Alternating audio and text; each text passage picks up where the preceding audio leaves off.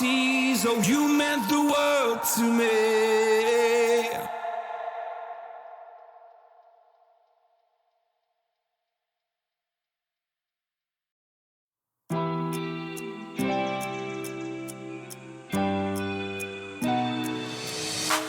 Try your luck and take a chance. Live for the risks in this moment. Take my hand and break my heart. I'll never walk this road again. Stumbling steps, road to a dance where things change forever. There's no regrets, only the past. Will I change? Never. So swing me around, take me down. You won't break me, I'm too strong. Keep saying it wrong, I'll play along, but I will never be a victim. So swing me around, take me down. You won't break me, I'm too strong. Keep saying it wrong, I'll play along, but I will never be a victim.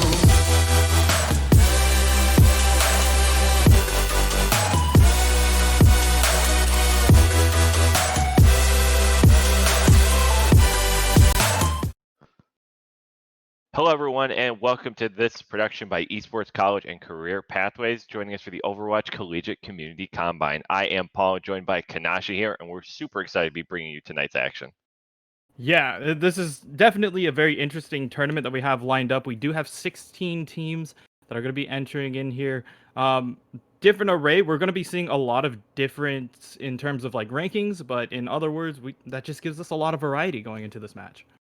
Yeah, and I think that's really the beauty. We're going to be seeing a lot of control in this first round, well, exclusively control in this first round, and sort of where the meta sits right now. I mean, from last weekend seeing at the summer showdown, a lot of Genji play and a lot of other interesting meta interplay. I think as far as any of these schools go, Kanashi, they can play sort of whatever they want and wherever their strengths lie.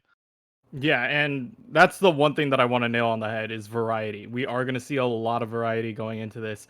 And it's kind of nice to see the Genji come back. I know a lot of Right? players So nice. were not like used to seeing that. I remember I'm dating myself here back in the old school dive meta season 2 when it was just like, you take the Genji, you take the Tracer, you go like Winston Diva, just get in their back line, slap their supports, get out. And we kind of have that kind of same vibe now with the Genji coming back.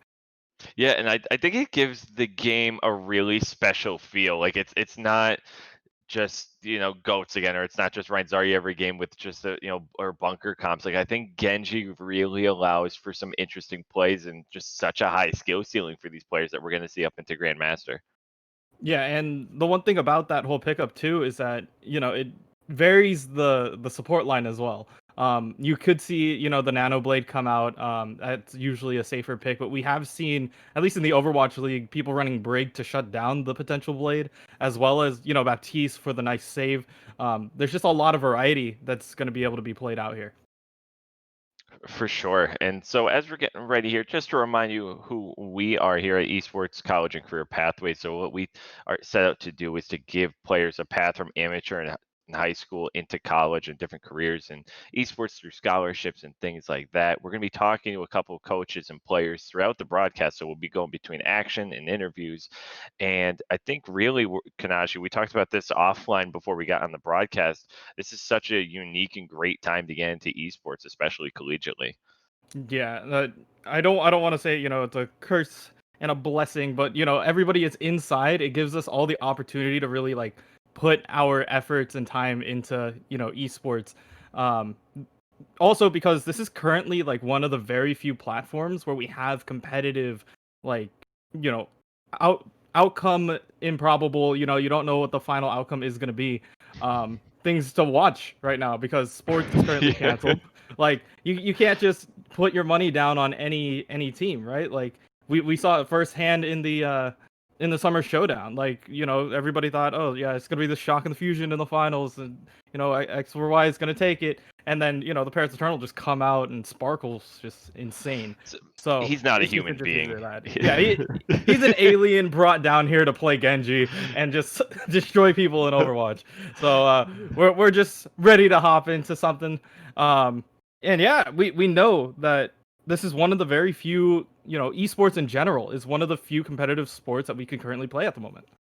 Yeah, and I think for a lot of us too, when again we talked about even before we came out, I love how the banner we get to have backstage, but talking about like even myself and a couple other amateur casters, with COVID, we sort of get to reinvent ourselves, and I think that's what a lot of these players and really student athletes get to do now. They get to say, "Hey, ma, like I'm not just playing games. I'm gonna go get a scholarship by playing games. Like I'm gonna make a career out of this," and we're not too far from that being, absolutely mainstream.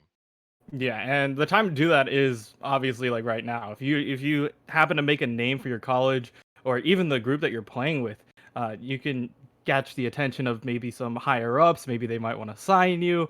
You never know. And this is just a quick and easy stepping stone to potentially get there. So yeah, this is the time to roll out the highlight reel, roll out the red carpet. Let's just see some really high action Overwatch gameplay.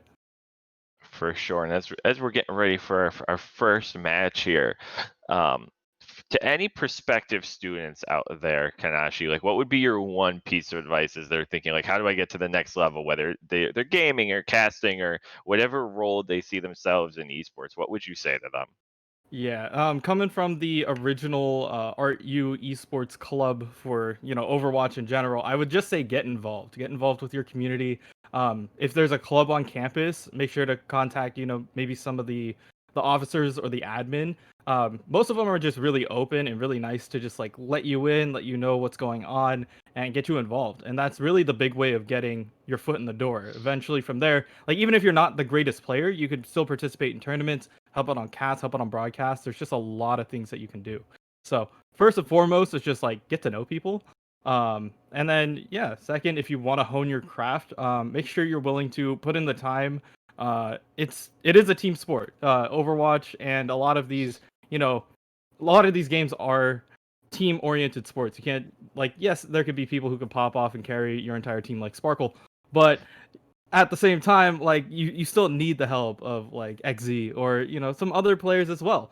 You need to work as a team in order to make the dream work. Teamwork makes the dream work, and I think for me too. So, I've been involved with a college in northeastern Pennsylvania for a bit, Lackawanna College, and a lot of the things I tell my students who that I've coached and work with is, you just got to go out there and do it, right? Like reps make such a difference. Not only the muscle memory and just the experience of that, but like you said, you go out, you meet some people, you do a tournament, meet a couple people, you go out do this other thing, meet a couple people, you make a new production, you make a new graphic, you write an article, and just little by little, you start to meet so many incredible people. And like we kind of said, reinventing ourselves the last few months is it's sort of the normal we had before is a very different normal now, and just kind of seeing what the world has for us and meeting all these people trying and experimenting so much. So, events, especially like this too, with a combine, the value of experimentation really comes out to the forefront. Yeah, and we get to see, every walk of life kind of come in here. Once again, just so I'll let you guys know, it is 16 teams, double elimination, so we are going to be seeing these teams maybe climb their way back up. Just because they lose in the first round doesn't mean that they're completely out. We've seen, teams make the climb all the way back out. And yeah, another quick one. Once again, we are going to control points in these first qualifying rounds. The map pool is Busan, Lijiang, and Oasis. Is there any from those three that you really lean towards, Paul? I love Li Zhang. I mean, I think it's almost to a point of being cliche, like King's Row at this point to an extent, which I don't say is a bad thing. Like I just think Li Zhang, each individual map offers so many unique different comps you can run, or like Hmm. at least certain things that are favored that even if one spot isn't your style, you can probably pick it up on the next one. So for me, it's probably Li Zhang. Yeah, I also agree. It's one of those maps that everybody kind of feels comfortable with. It's kind of, once again, relying back to Scrim's Row or King's Row, we just always play that map. And Lijiang does offer a lot of variety. If you're on Night Market, you could potentially run ball and try to get Chiku with the boops. You can do, on Control Point, it's really locked in, so a lot of teams like to run, double shield or maybe even a snowball kind of comp where they can just push forward. It just allows for a lot of variety. We've seen a lot of Oasis as well. Oasis and Busan are also like starting to get into that loop, but they are. I wouldn't say they're not relatively newer maps, but they are newer than Lijiang. Lijiang's been there since the beginning of the game. Busan and Oasis were introduced a little bit later. And I think too with a map like Lijiang, like you said, just how many different things can happen. Busan, yeah, I think it is the most recent control map as far as I can remember, Mm-hmm. and I think it even lends itself to some of the newer characters. Like you're gonna see a lot more Sigma be able to be using some of the new double shield comps, right? When on Lijiang, like you really could go back to the bread and butter of a Genji traditional dive, still find a lot of success, or a Reaper bunker with just a couple new modifications with a break or something. Um, but I think teams have really begun to get creative too, even with like a Symmetra on Lijiang. I Mm-hmm. think you could see that more. Even Busan, I've seen some interesting Symmetra plays in Busan. I wouldn't mind seeing some of that action. I think Symmetra is still like ungodly underrated. Yeah, she's got the teleporter that you could activate now, right out the gate, so you can get your teammates to really high or weird spots. I know the Lijiang one on Night Market where you just put them right in the window, everybody drops on point, and then there's just a brawl. That's honestly like one of my favorite things about that. But you've also seen a lot of I know Overwatch League and contenders people will play the Symmetra, like, get your team out quick, switch over to a Doomfist or a Genji and just get out there as well. Just giving your team a little bit more mobility straight out the gate. Absolutely.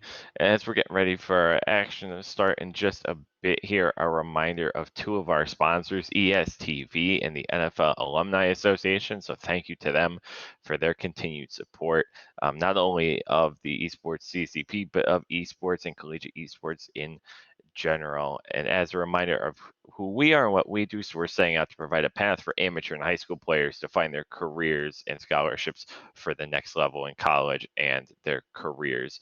And as we're getting the names fed to us now, we've got Team Prometheus coming up against the Gretna Goons. So that'll be our first match coming up in just a few minutes here. And we'll start looking at the teams ourselves to make sure we have them sorted out. But I mean, like we said, a lot of variety offered on any of these control maps in general. And I think, and we touched on it briefly too, talking about Sparkle and what we saw last weekend with the Overwatch League. I mean, teams have to be inspired to try to run more of that Genji thing. Like there has to be some level of copycat syndrome going on. I know I saw it in my ladder games. Yeah, it's one of those things where, oh, he can do it. He can pull out the whole Dragon Blade. We could do it as well. Um, I definitely remember, those days, especially being a tank main, just being like, oh, well, there's a Genji. Ah, all right. Where's the Lucio? Where's our Lucio? Where's our Zen? Let's go give him a bear hug. Let's try not to die here. But yeah, I can definitely see that. I want to see what at least our school really beat into my head. Um, I was the main tank, so I was either playing Winston or Reinhardt. What they would do is we would send out the Dragon Blade, right? And then I would hop in as Winston as well, and they'd nano me. And they'll be like, wait, hold on. What do we deal with? Do we deal with the Ninja Blade Man, or do we deal with the electric monkey here? Take a 50-50. Got to figure that out. But yeah, we can definitely see split focus going out like that. It makes, Briggs' life a lot harder. And we can, see if teams decide to experiment with stuff like that. They've certainly got the option too. And I think the meta's allowed for that. I also think the addition of open queue has allowed things to really step up too in that way. I mean, so I honestly I actually finally placed on my own an open queue this past week, and I placed like 700 above where I was for roll queue. And so I wouldn't be surprised if a lot of these players have done that themselves and maybe started to experiment not only with different roles but different comps outside of that just pure roll queue meta that we fell into. Yeah, and once again, open queue just reminds us of the days when we didn't have roll lock. You can run crazy things. We've seen. I remember Chengdu when they used to have no roll lock. It was just Ameng on the ball, and then there was just a Mercy, and then there was just 4 DPS, and you're just like, wait, what do we do here? There's a ball pushing us out of every hiding spot. There's a Widow, there's a Pharah, there's a soldier somewhere else, and there's a Tracer in our back line. You got to just pick your poison at that point. But yeah, those were just entertaining matches to see. And I'm wondering if if OpenQ is going to develop into maybe either its own league or potentially just like have Overwatch League as well, and just be like, oh, you know what, we could have an open queue and a roll queue, and then just kind of like shift players according to like which week it is. Yeah, Overwatch has always had this sort of weird problem, right, where they want to align ladder and what happens in the Overwatch League, but now all of a sudden you have players, like you said, doing one thing and not the other, and the Overwatch League has sort of been restricted. And with the new like monthly tournament format, it would be interesting if they finally went back to that open queue just to see how the professionals would handle it. I think they have a lot of different ideas that maybe they didn't the first time around, or they'd all just go back to goats. Yeah, and it would be interesting to see redone goats this way. Do you still run the classic Lucio Zen Brig?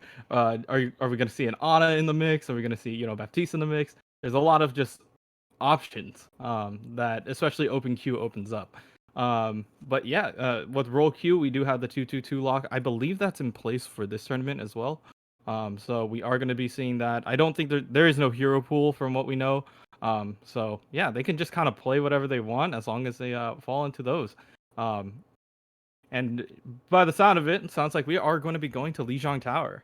Yeah, we're gonna be getting ready for Lijiang Tower here in just a second. Yeah, and once again we were saying Lijiang, comfortable map. And it's just one of those games where you just just go with it. It just feels good. Yeah, I was gonna say I just think Lijiang feels like a really well constructed map. Like obviously some of the newer maps like Lunar Colony got tossed out and Paris got tossed out. So we saw a lot more misses and hits, especially in the later editions. But Lijiang, I think, just constantly was really great.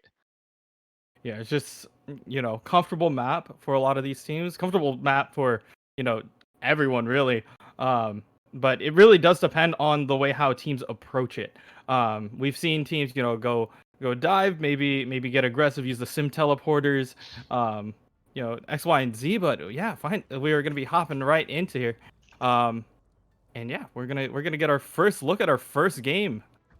Yeah, we have some real action for you here. So thank you again for joining us. We're really excited for this one here between Team Prometheus and the Gretna Goons. So starting out here on tower, and looks like we're gonna see some pretty traditional tank duos. At least we're gonna see Orion Zarya, and then we're gonna see a Diva Winston. So again, that variety already on display. Yeah, and they're just going to be brawling it out here. Oh, huge anti-nade. Going to actually put down 2. The sleep on a Morpheus is going to be able to bring him back. And yeah, this is just full-out brawl. Yeah, beautifully played. Saja going to pick up the res Simbag and take down Fluffster. Saja again with the double. Morpheus going to find the pin off the map, take both tanks, but go down with them here. And red side will be off to an early start. Yeah, we'll make this clear. Gretna Goons is on the left, and Team Prometheus is on the right. So get that all in order for everybody who is watching. Another quick switch over to that Reaper. I feel like that's gonna probably help him out deal with the Winston, but we'll see. Yeah, I really like that stop. Ooh, but not gonna even get into that fight. Simbag gonna find Rosie immediately taken out here, and so we see Prometheus off to a hot start here. They're already close to a couple ults. Sinbad bomb doesn't find anybody quite. Morpheus gonna find another pin, so Morpheus really generating the only kills so far. Wiki Tricks can get in the back line, and here comes the first play of the match. Saja gonna find Gold and Dino here, but here comes a back cap potentially. Yeah, and they're just rotating onto point. So while the fight is going on, over on the side here, there is still a brawl. Oh, they are gonna get outnumbered here though. Yeah, so they're going to be taken out ultimately there. Wikitrix going to finish things off. So a really hot start and ult advantage here going to probably allow them to keep point and maybe force us to a final fight. Yeah, and final fights, it's once again very scrappy. They just have to get on the point here. Morpheus has just been doing a lot of work on this Reinhardt. It's just that there's not enough cleanup for the team in order to really lock it down. But this would be their opportunity to go. They have to look for something. Shatter not really gonna fight a whole lot. They're gonna look to move in. Sinbad gonna take down Golden and Dino here. Saja gonna take out Rosie on the back of it. Here comes Morpheus with 2 kills, but we see the Angry Monkey just have it at it. Saja gonna take down Morpheus as well, so they haven't found the answer really yet to the flankers here. On top of some great heals, and Team Prometheus gonna be able to walk away with point number 1. It looks like after maybe a little bit of a stall. Yeah, they're gonna try to go for the stall, a little bit or overtime being burned away, but yep, the ball. Hit ball with a little bit of a stall here. They don't have a ton of CC to deal with that here. They only have God Jr. here with the shield bash to try to stop it here, but a Nano Blade will do just fine, take care of things. We're gonna see if they can take out who's Hachi. They're able to in quick order here. Rosie gonna take down Maya, and it looks like again once Rosie's taken out, beautiful anti, and that'll be the end of round 1 going to Team Prometheus. Yeah, it was just a really solid like hold by Team Prometheus, just being able to lock down the point as early as they can, and just keep the sustain going, keep it going. Meanwhile, for Greta Goons, they had the right idea. Morpheus was getting picks on the backline and the supports, but I feel like Saja, he's just like kind of let loose at the moment. We just gotta, if you end up locking him down, picking him off early, I feel like the damage output from Team Prometheus will be cut. Yeah, exactly here. And so as we're getting ready here for map number 2, we're going to see a couple of swaps here. So Morpheus going over to the Hog, Fluster going to go onto the Sigma, and a really big swap here from Team Prometheus. They're going to go double shield comp with a Pharmacy. Yeah, I feel like this forces your eyes in 2 different directions. You have to deal with the Pharmacy up in the air, but you also have to watch out for the Ashe, who's going to be chilling behind both shields. So forcing them to play different angles. Absolutely. I was just saying, you hit the nail on the head there. Double shields and creating different angles here. And going to give them a lot of trouble here. And Sinbad are we going to find that pick? Again, like you mentioned, these different angles, even just set up on this small point, you think, oh, close quarters, not a whole lot going on. But honestly, Saja going to pick up 2 more, and well played to take point. Yeah, and they take it quick. They took out the Immortality Field, and they know, that's a long cooldown. Being able to just play that different angle once again, Saja just above them this whole time. It's just so much to worry about. Yeah, they've got a lot coming at them here. We already see Saja with a whole, with Sinbad going to be close to a Bob as well. Actually, might have a whole plethora here. So they're going to have to look for something, but Beta Bolt going to be taken out immediately here. That's not a pick that they can afford. Nice halt, but the barrage coming out from Saja, going to clean up 2 before getting taken out by Rosie. The res is going to be there. Get the res. Yeah, beautiful res. Finish it off. So what was a 2-for-1? Able to go 2 for nothing with the res. Fluster just trying to hold the corner here, but they're not really able to break this front line. This double shield give them a lot of trouble here. Morpheus not able to get through it either with the Hog. Yeah, and they're going to have to reset, kind of figure out what they want to do. They do have a couple of ultimates going in here, so holding down the point, they could potentially take it here. Yeah, Saja gets that first pick again. They haven't found an answer to the Pharmacy. Rose is going to find Sinbad here. Trading continues back and forth. Athena and Saja are going to find the next couple of kills here. Dino's going to try to hold it on here. Going to bust out the cryo on point to stall for as long as they can here. But there's just too much firepower here. And the Goons have 1 or 2 last fights to try and wrestle this thing away. Yeah, and this is their last ditch effort. They have 3 ultimates available. Gravitic Flux plus Blizzard might be enough for them to retake the point, but being able to lock it down is going to be very difficult, especially when they have the 7th man Bob coming out. Yeah, the Bob's going to be. We want to talk about another angle creation. Working with 6 angles is a really nice situation to be in, but here comes Blizzard. Maybe something good can happen off it. Dino's going to try to set them up.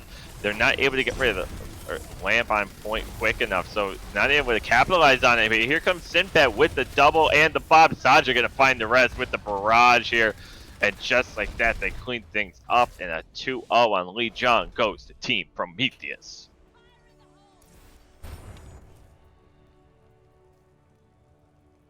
Yeah, we'll just take a peek of what they have here. Morpheus, Even though he didn't win the game, he had a lot of really good highlight plays, honestly. I think this is the pin that also had the boop on it, yep. So he had the pin and the boop. Just enough to really, finish off, get exactly what they needed. So, honestly, it's a really solid play coming out from that team. But the one person to watch out for, especially later on in this tournament, is going to be Saja.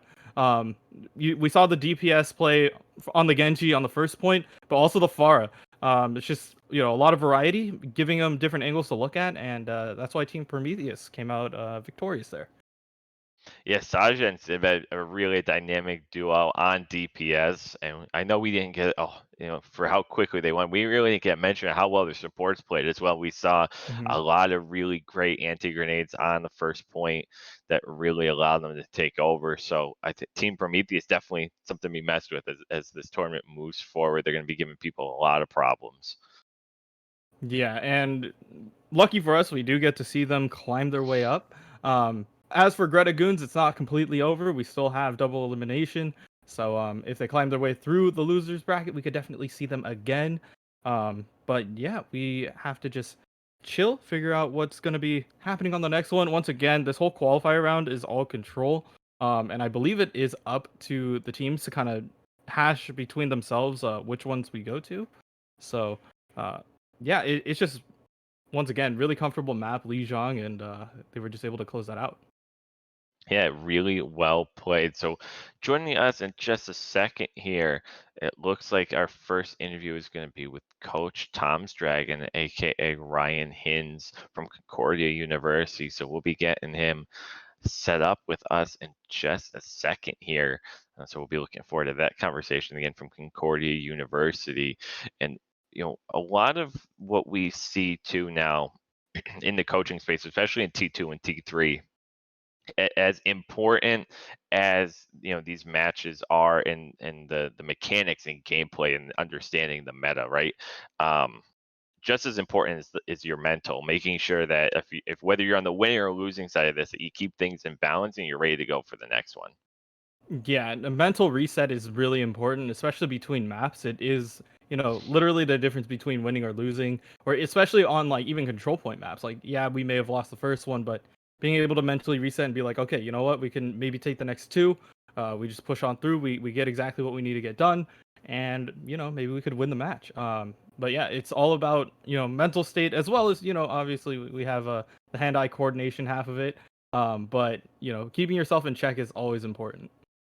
Yeah, kind of one of those things like it doesn't matter how well your hands and eyes are moving if your head's out of it, you're not going to do a whole lot of good for your team or yourself even. And Mhm. we've seen that even at at the higher levels too. I mean, you can tell sometimes when you see a team winning a fight and then they flip the switch and it's they're back or they're gone or things like that. And we highlighted at the top it's a 16 team double elim. So even though we're going to see the Gretna Goons go into the losers bracket. They're not out of it, and so for them too, it's definitely important for them to keep their eyes on the prize and keep at it because um, you're never out of it in these sort of formats, and that's really the value I think of doing setups like that.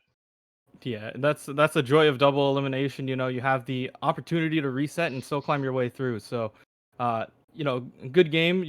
Both of these teams. Thanks for participating. I hope that you guys enjoyed your time. But yeah, we are just gonna be able to see, what the teams are gonna be bringing up later on. We got to see some Genji. I'm happy about that.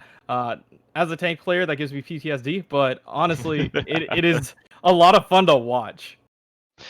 Yeah, it's crazy to watch a really skilled Genji as a tank and support main myself. Their tracking on blades is just inordinately complicated, right? Like especially like, we're gonna keep referring to Sparkle. If you didn't watch last weekend showdown, there's a highlight clip of it on Blizzard's YouTube or their Overwatch YouTube. So go and check it out to understand what we're talking about. But like, these 4-man blades, you swing at the first person and it's tunnel vision, right? Like, so you have to know, it's like echo sensory, right? Like, you know where all these people are, but you're not looking at them.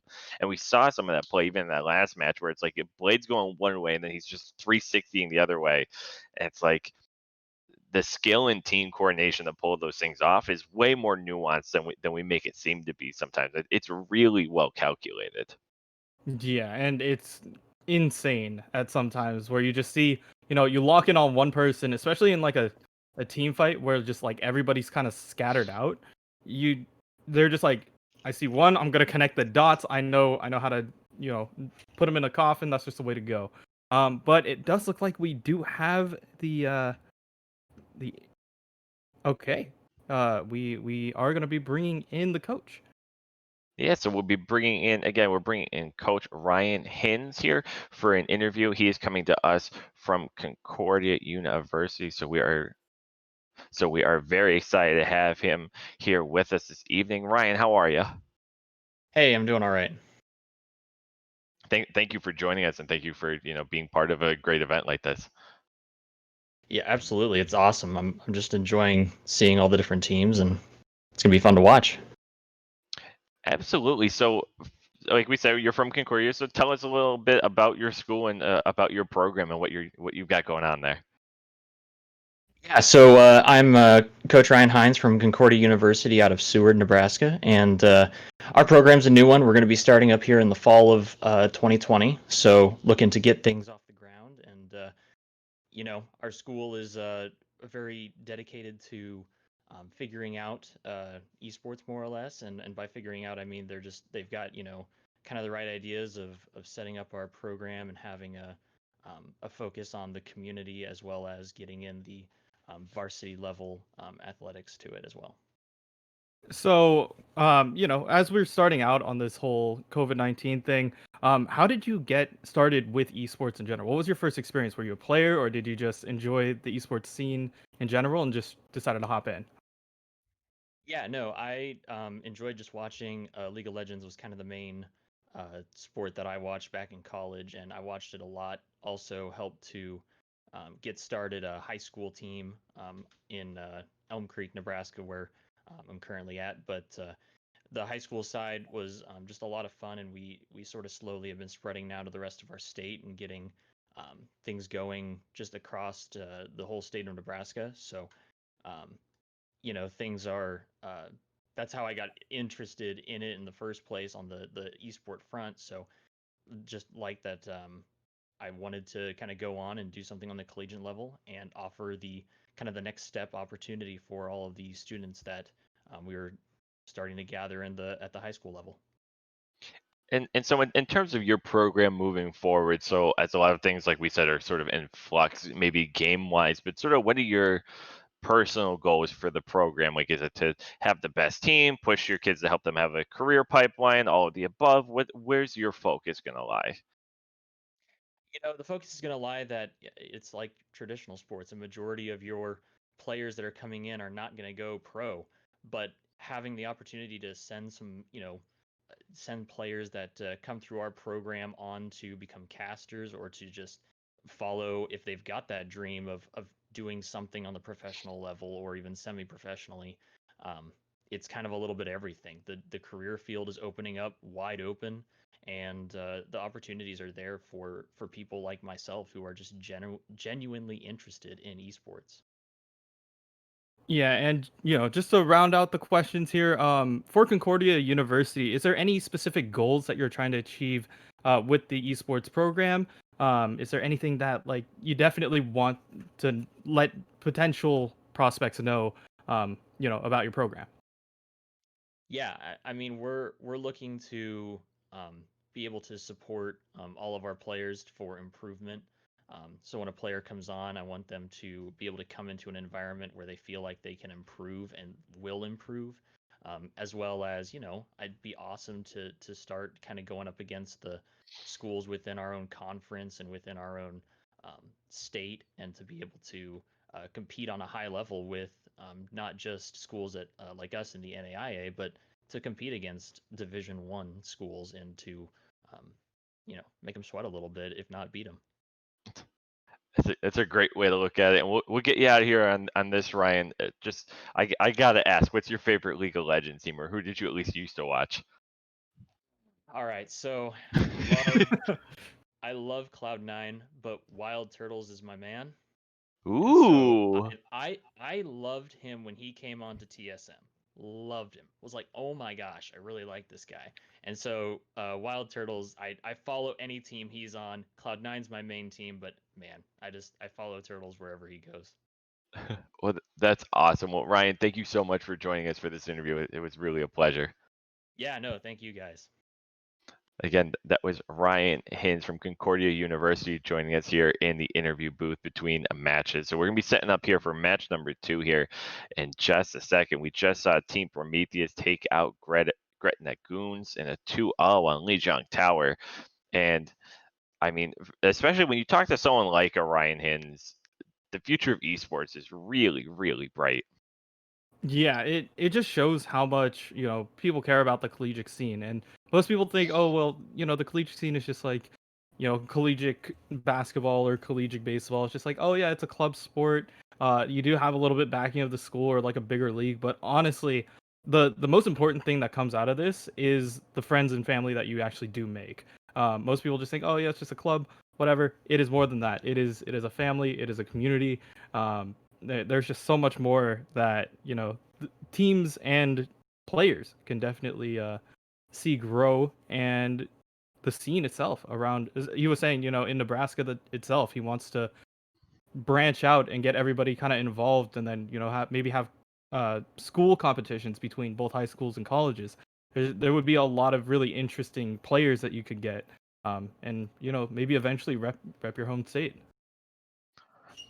And so with that, we just got our teams coming up. So we're gonna have Byzantine Empire versus Tailwind, and we were talking about this, me and Kanashi, when we were looking through all the teams. We think Byzantine Empire's really got the opportunity to make a run here. But with that, we're gonna cut to a short ad break, and then we'll be back with the action for match number 2. Don't go anywhere.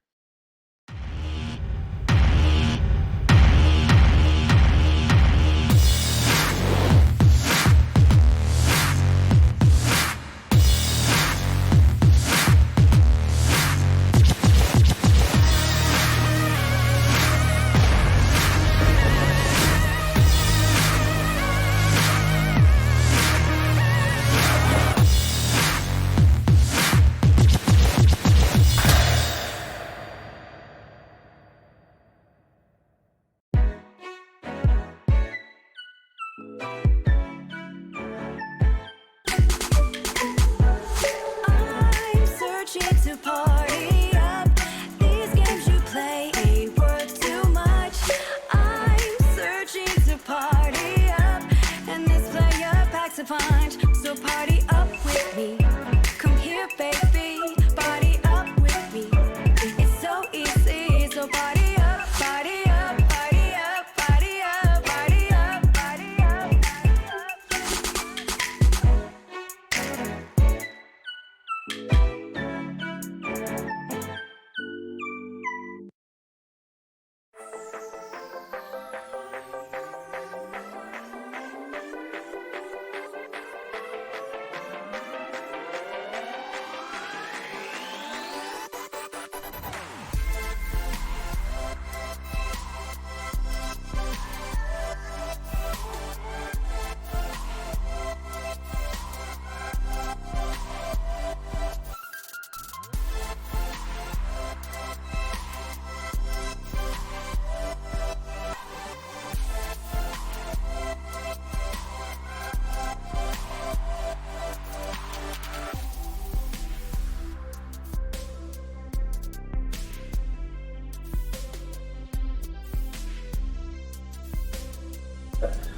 We really want to give a foundation for gamers to come in, express themselves in their own way, give them a competitive base setting, and provide them with the equipment necessary to, thrive in that competitive setting.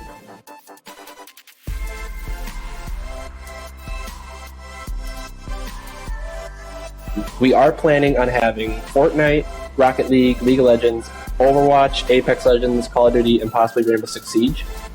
Now, these are going to be played at a competitive level.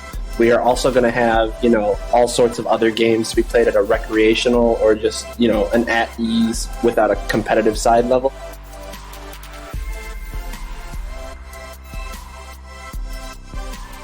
In our first year, we are actually building a brand new state-of-the-art esports lab dedicated just for our esports program. This will have, the best and brand new state-of-the-art equipment that can handle gaming and streaming with ease.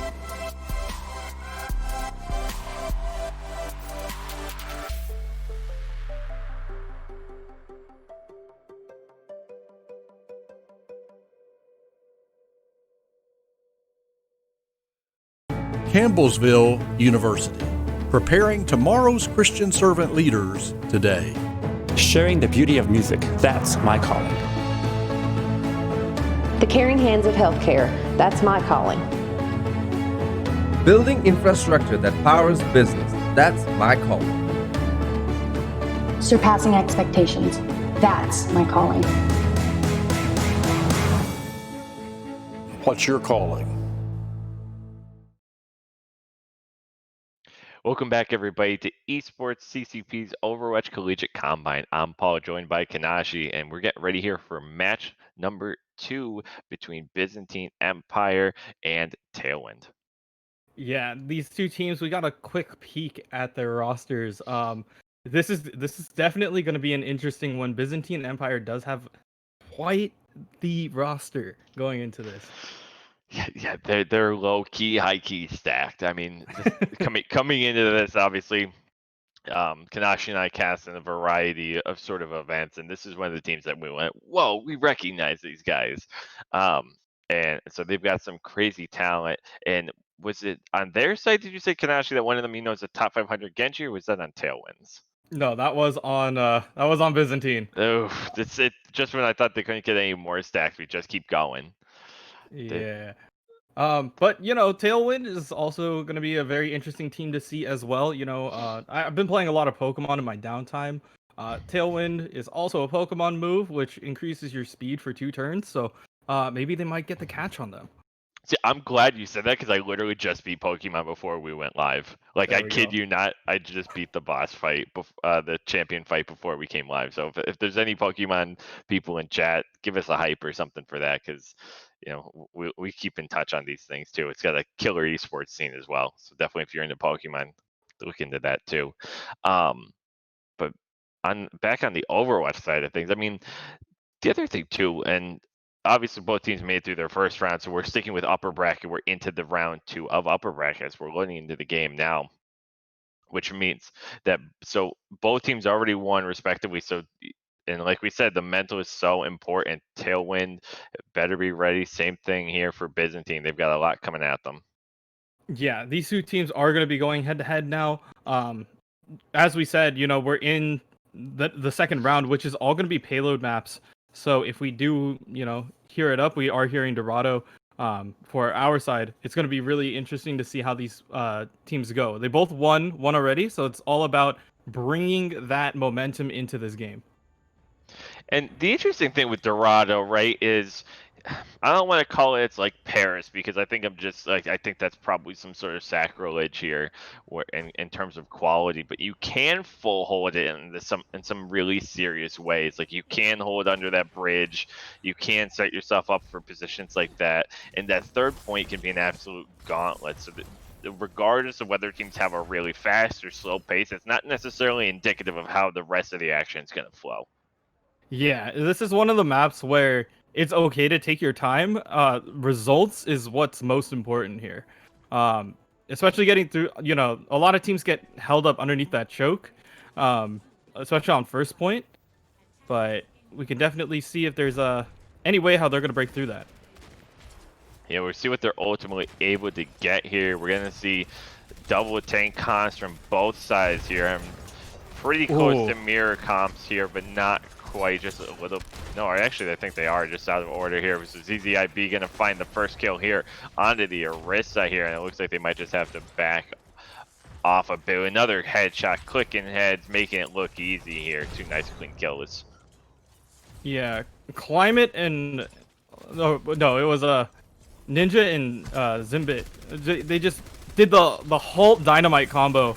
And just look at how much ult charge their Ashe already has. They essentially have Bob already. That's honestly disgusting here. We're going to see Dash getting right in there. He's going to be taken out, though, by Sully, so maybe a little bit hyper-aggressive here, but he had the room to spare. They don't have a a really long spawn here, so you can get away with some mistakes like that as we see a soft reset. Yeah, they're just able to use so many angles here. They have dash on the Genji already in their back line. If they really do need that 6-member, Bob is available. He's on speed dial. But they are gonna take a different angle this time, and they're gonna try to push it down here. Yeah, I really liked it this time, but they're gonna be caught in the corner here. ZZIB gonna find 4. Makes quick work with his buddy Bob. Really well played. Great cleanup here as the clock was under 2.5 minutes. Yeah, ZZIB just, man, the 7th man Bob really just putting in a lot of work and forcing him to look at 2 different things. He's a huge guy and just doesn't miss. No, and I don't think you're gonna see him. They're gonna opt back for going down Main Street here. It starts here. They are getting close to couple ults here, but here comes Dash. Lamb's gonna be taken out immediately, so really well calculated there, at least with that part of it. He went after the break, not gonna win that duel, so Aurora gonna take him out. We got a 6-on-4, and it looks like they can finally get the payload moving as they turn the corner. Yeah, and they're gonna have to really roll off of this. And they're pushing the tempo, taking up a lot of space, and making sure that they can get this cart forward as much as they can. They force the Byzantine Empire to maybe take a step back. Might have to just regroup and let them have this first point. Yeah, I'll be surprised if they try to contest. They're really, really close to a Bob, though. So if they want to try, how about a .01? They're going to be able to get on it just in time. Ninja can find the kill on the climb bit. Aurora takes out Dusk. ZZIB going to find another kill here on the Manaka here. Bob's going to really give a lot of suppression here. Dash takes down Polar. They're going to blade into it, though. So it's going to at least going to find Vega, but how is that going to fare for them? Catadrake's going to find another here. So that blade probably well timed here by Sully. Maybe a potential stall from Dash, but look, they're already coming back from spawn. Oh, the Flux! He's going to be able to grab 2, trying to bring him down and try to clean this up, and the fight is still going on. Yeah, and the spawn advantage here is basically even with how far the cart is pushed up here, but they're able to take down Climate, and we see the target focusing here from Byzantine just so much cleaner. Pez takes down Polar, and with .01 meters to go, they force a reset here, and the cart's going to roll backwards here. I didn't think they could do it, Kanashi, but they pull it off. Yeah, .01 meters. You literally couldn't get any closer. But Byzantine Empire just saying, you know what? We want to just make this a 1-point game. They definitely made it. But look at Sully's positioning here. He doesn't have a blade available, but he might be able to turn some heads and get them to stop focusing. Yeah, I really like that play. He's probably going to be the one to touch here. He's going to get that sneaky touch here. He's going to go into ZIB here. Where's Manaka first one taken out here? Here comes Dash, though, with the blade here. Bob out as well. That's been the difference maker, and he's doing it again. Ninja gonna just provide the shield for the Bob. It's a really interesting place for me. Here comes Gravitic Flux. Aurora doesn't get it off. They can't find point, and they get it, like you said, can't go any further without getting the point.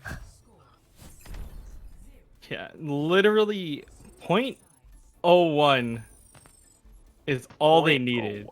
Just a tiny bit more, and they would have had that. But honestly, that much. Yeah, that much. They could smell the finish line going into here. But yeah, it's just a very interesting matchup. Once again, I feel like, the 7th man Bob for both teams has been doing work. It forces people to look different ways, could contest the point. Counts as a 7th person, doesn't miss. He's like a really good bench player. It's just just pull him out when you need him. Yeah, and just how quick they were generating Bobs, I think, was really, really special, right? I mean, obviously, Dash was getting the blades really quick, too. Incredible heals and lamp usage there by Vega throughout. And, we're really seeing Byzantine setting themselves up with an opportunity to win handily if they're able to put something together like that again. Yeah, and Byzantine's just got to get it to the very end of this first point, but we'll see if that can even be achieved coming out here. Tailwind looking to slow them up as the gates are about to open on round 2. Yeah, at this point, Byzantine looks like they have the tailwind at their backs here and not tailwind themselves. But we'll see how this defense fares here. Again, these teams both won their first matches, finding themselves in round 2 of winners bracket in this double elimination format. But look at the boop off the high ground. Really well played there from Ninja here, finding the sneaky play to get Aurora down. Dash is taken out here, but he'll be back from spawn in short order here, slowly trying to just get some shurikens in the back line, but they've got control round in the corner already in just 30 seconds. Yeah, that boop was the starter. It was the sourdough starter that led to everything else that's going down here. That was beautifully played here. Ninja and Dots continuing to clean things up. We mentioned late in the defense here, target focus is the name of the game, and they're playing it to perfection. They're trying to touch, but so much disruption from Dash. Yeah, they occupy so much space here as well with Ninja. Dash finds the melee onto Polar, and just like that, Byzantine Empire moving on. Yeah, just honestly, it was just so much disruption, so much you can't set up, do what you want, but ZZIB is going to be get the play of the game here. Look at 7th man Bob coming out. That huge halt into Dynamite as well, so lots of damage coming out, forcing him to look 2 different ways. It's gonna just clean up the rest of it there. Yeah, I mean, it doesn't get any better than that, you know what I mean? Like, and we talked about the top, Byzantine stacked and showing exactly how it's done. Beautiful target focus and really well played. Yeah, and they wanted to push it forward, and they definitely did. And they also stopped that .01 could have been the difference between having to play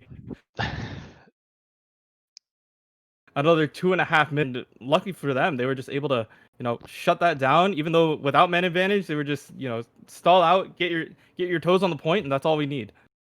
Yeah, I mean, yeah, I think I almost forgot like with how well they played, how narrowly close they made it, right? Like they could have really goofed things up there. And at first it was like, okay, they're gonna try it. They're close to a Bob, and then we see the Bob come out, we see a Blade come out, we see them come back with a Gravitic Flux, and just really masterful stagger plays. And you see that a lot in upper ladder if you watch some of the top streamers and things. Who's on, and they just keep going down the line, and they did that to perfection.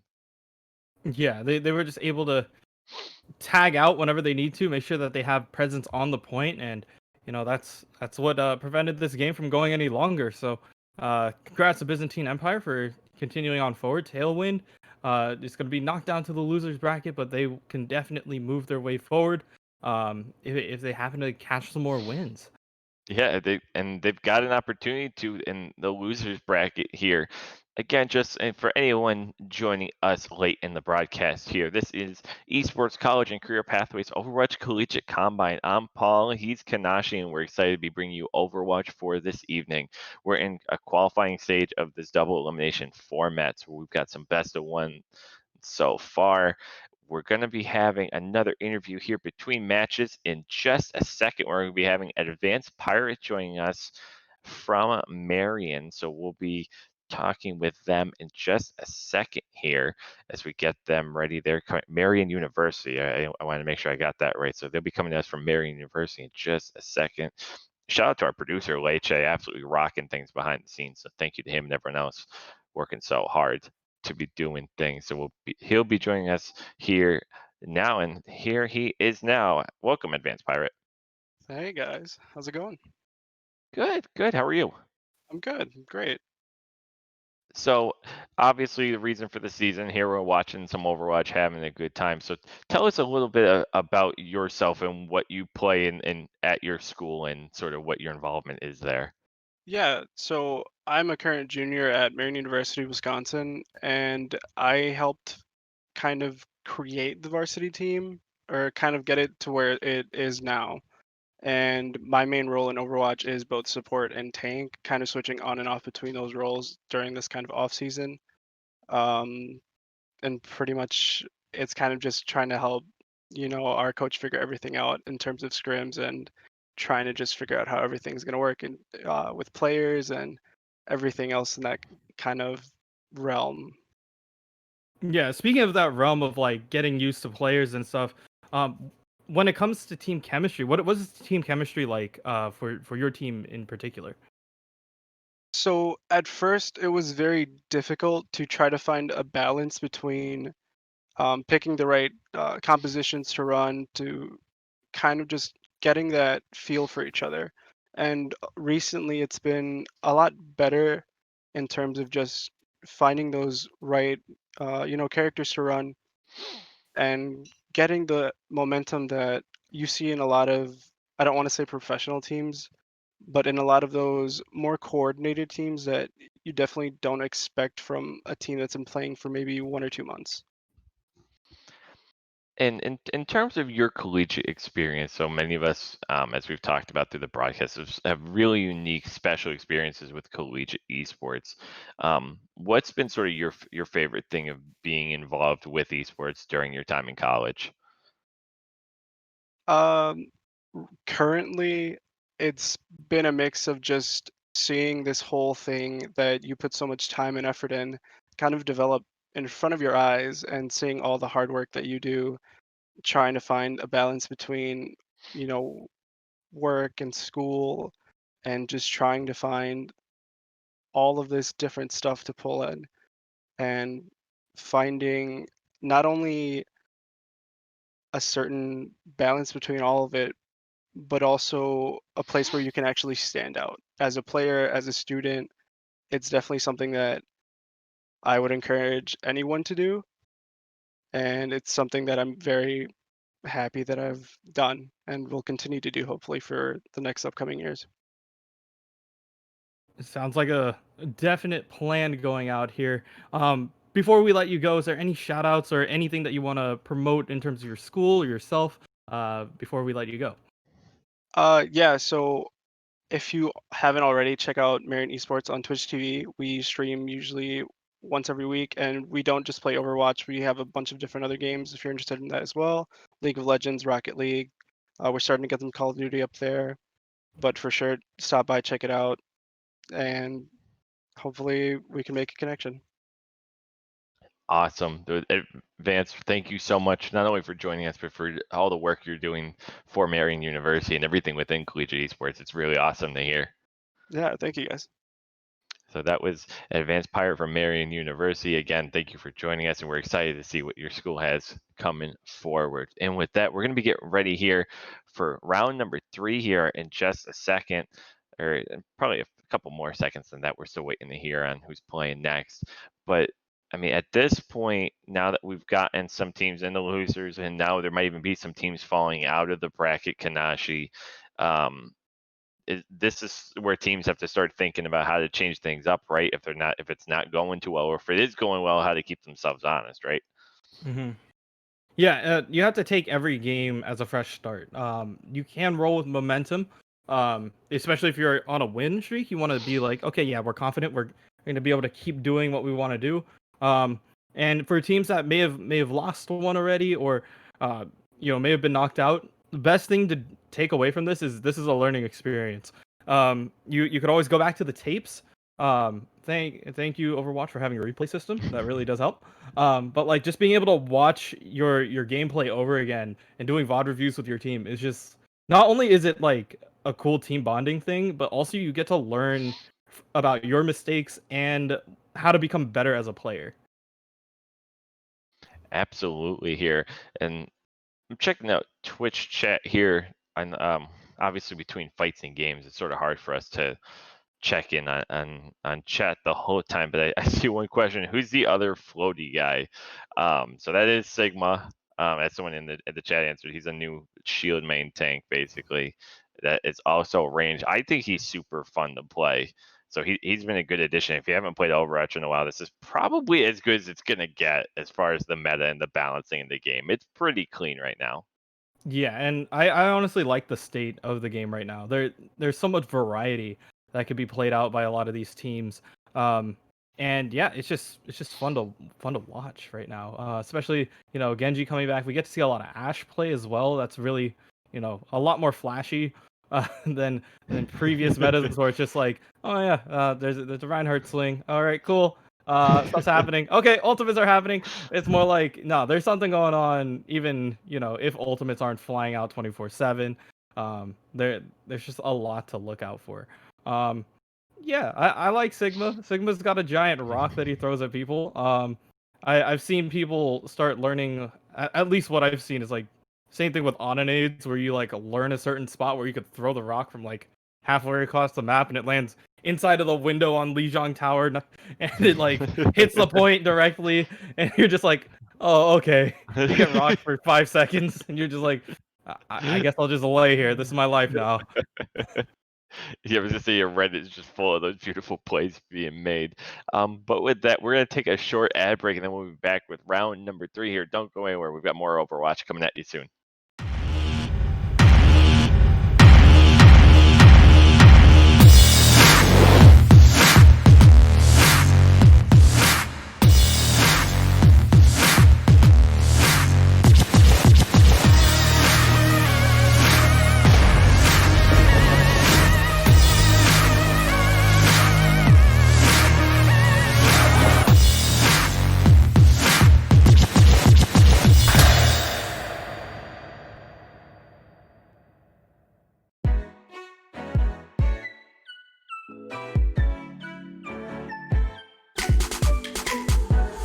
I'm searching to party up. These games you play ain't worth too much. I'm searching to party up, and this player packs a punch. So party up with me. Come here, baby. Party up with me. It's so easy. So party up, party up, party up, party up, party up, party up.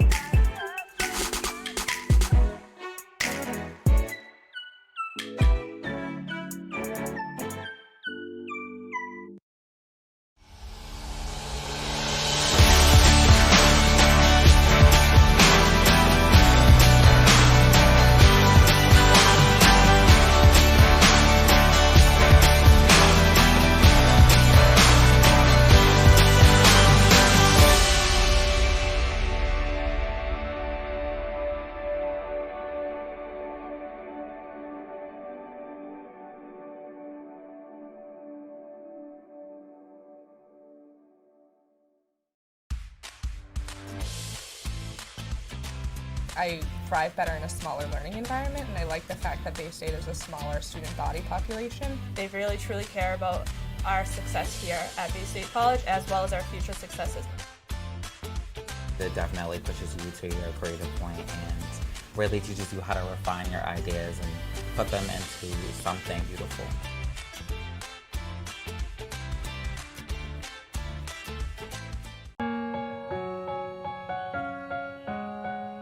This journey started with me, but it's become so much more. Up here, your friends become your family.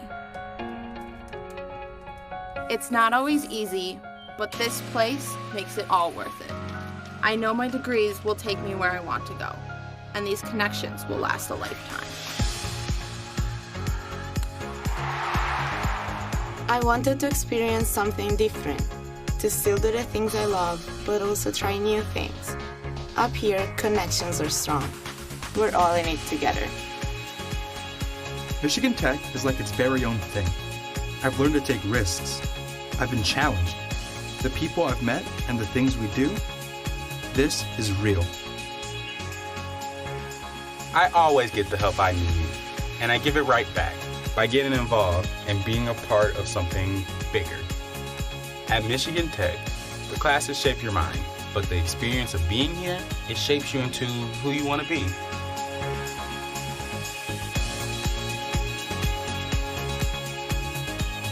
Tomorrow needs Michigan Tech. Tomorrow needs you.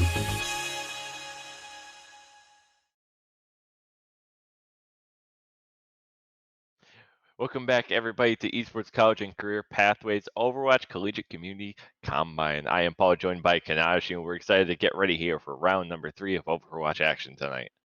Yeah, we got to see a lot of, high-level Genji coming out from the two teams that we've seen so far. Definitely looking forward to see, who we get next. If we get, new faces, visiting old faces. And depending on where we're at in the maps themselves, where we're gonna be going.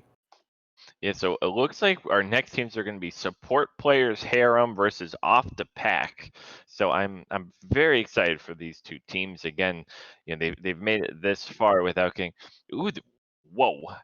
Okay, so I must not have done my homework well because I actually know a lot of the off the pack. This team is disgusting.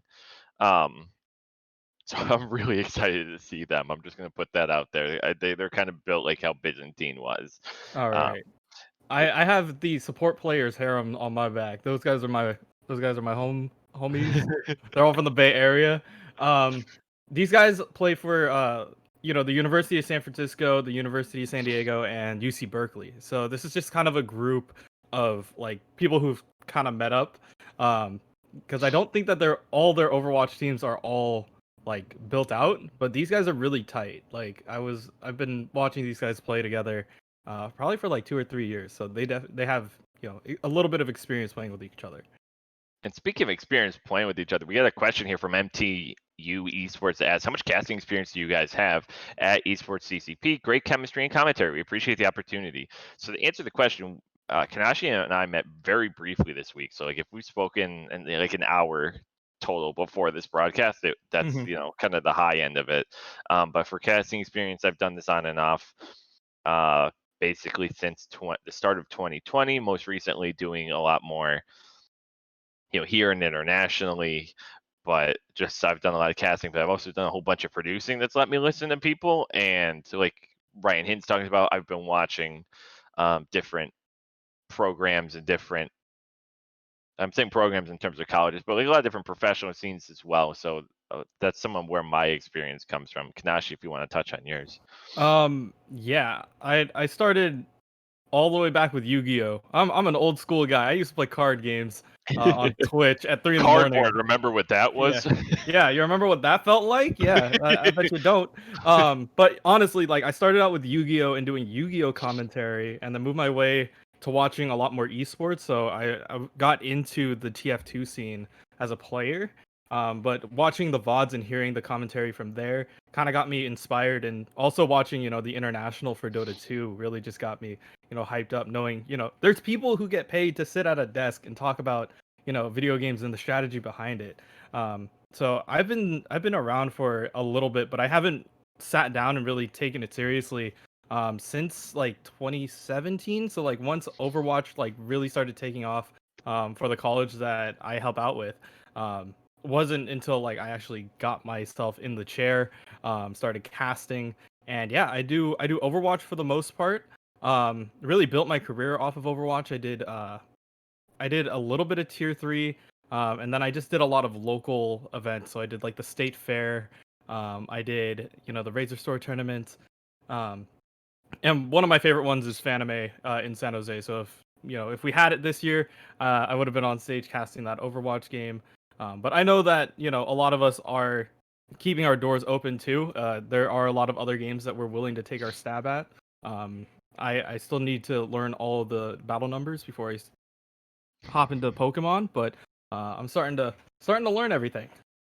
If you're doing Pokemon, dude, let me know. I think we've got a dynamic duo here for that. I had the chance to do like some League and Valorant over in Europe, and like one, it was a blast, and two, it was funny. Just like I'd be having conversations with these guys at different times. Like I'm just getting out of bed for my first cast of the day, and they're like, "Oh yeah, I've already got my tea on, and like I already have my day going."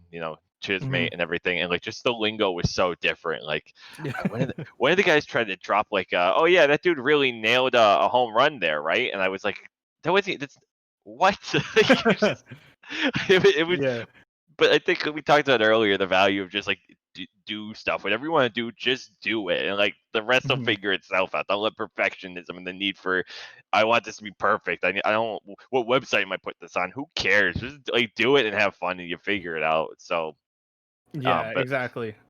That's what half the fun is, and lucky for us, we get to hear the map. It is gonna be Numbani. Yeah, lucky for me, I do also run like an Overwatch League podcast where we cover a lot of like the extra news stuff. And my co-host recently read the Numbani book, the one that's like on The one about the creation of Orisa and, how, Doomfist kind of went in and destroyed everything and them trying to fix it. They said it was kind of an interesting book to read. They said it's a scholastic book, so it's not necessarily like, crazy high level reading. But yeah, they said that they had a little bit of fun with it and just being able to kind of see what the world is besides of, what we play in the game. And with that, we'll get ready here for support players Harem versus Off the Pack here. Like you said, we're gonna be here on Numbani here. Off the Pack is gonna be featured on the left side of our screen, so they're gonna be on blue side defense first. And in terms of comps, as we're looking at it, you said it at the top. I don't think it was on screen, but Numbani, you can play whatever you want. Look at these comps, man. Yo, I love this old school comp here. When it comes down to like counter dive, it's just like find a pick, get it. Oh my god, that was what an anti. Yeah, that was just a great anti and Bobo. Look at how many punches he's just delivering to the face. Oh man, Nexo's disgusting. So like coming into this, Nexo was really one of the names that stood out to me a whole lot. I saw some other names on their roster that I was familiar with. Chopper being one of the big ones that isn't in right now, so I don't know if they got a sub or whatnot, but they're also a big fan favorite. A lot of copy passes for them, but Nexo just with a beautiful anti. Well, some early trouble here. Stunner gonna get out, look for something, but we want to talk about angle creation. They've got a lot of that coming. Gonna take down Sensier here up on the high ground. Sinister gonna be put to sleep, maybe in a bit of trouble, gonna be taken out. 5-on-5 action continues. Yeah, Chari's gonna be able to get that cleanup, but they are just trying to get a little bit of chip damage going and hurtling them into the back, but Stunner just trying to keep their eyes off the rest of the team while the rest of the team is just cleaning up what they can. Yeah, I would say Angry Monkey Time keeping Stunner alone on point here. Mystery gonna find himself in a bit of a pickle here. Here comes Vobo again, has to be leading the team in elims here. We're gonna see some cleanup there from Specs, and with 2.5 minutes to go here, they really have to be happy with what they got going for Off the Pack. Great defense so far. Yeah, that's just unfortunate for Stunner, just trying to get back, and nice boop off the side there. I know Stunner is more of a DPS player. It's kind of interesting for me to see him on this ball. This really isn't his forte, but that's no excuse for this team, man. He's got to know what he's doing. Yeah, we're gonna see the close up here. Stunner here. He's gonna mine in the backline, so maybe gonna try to get Sinister out with that. Probably not quite though. Maybe best served to go on point here.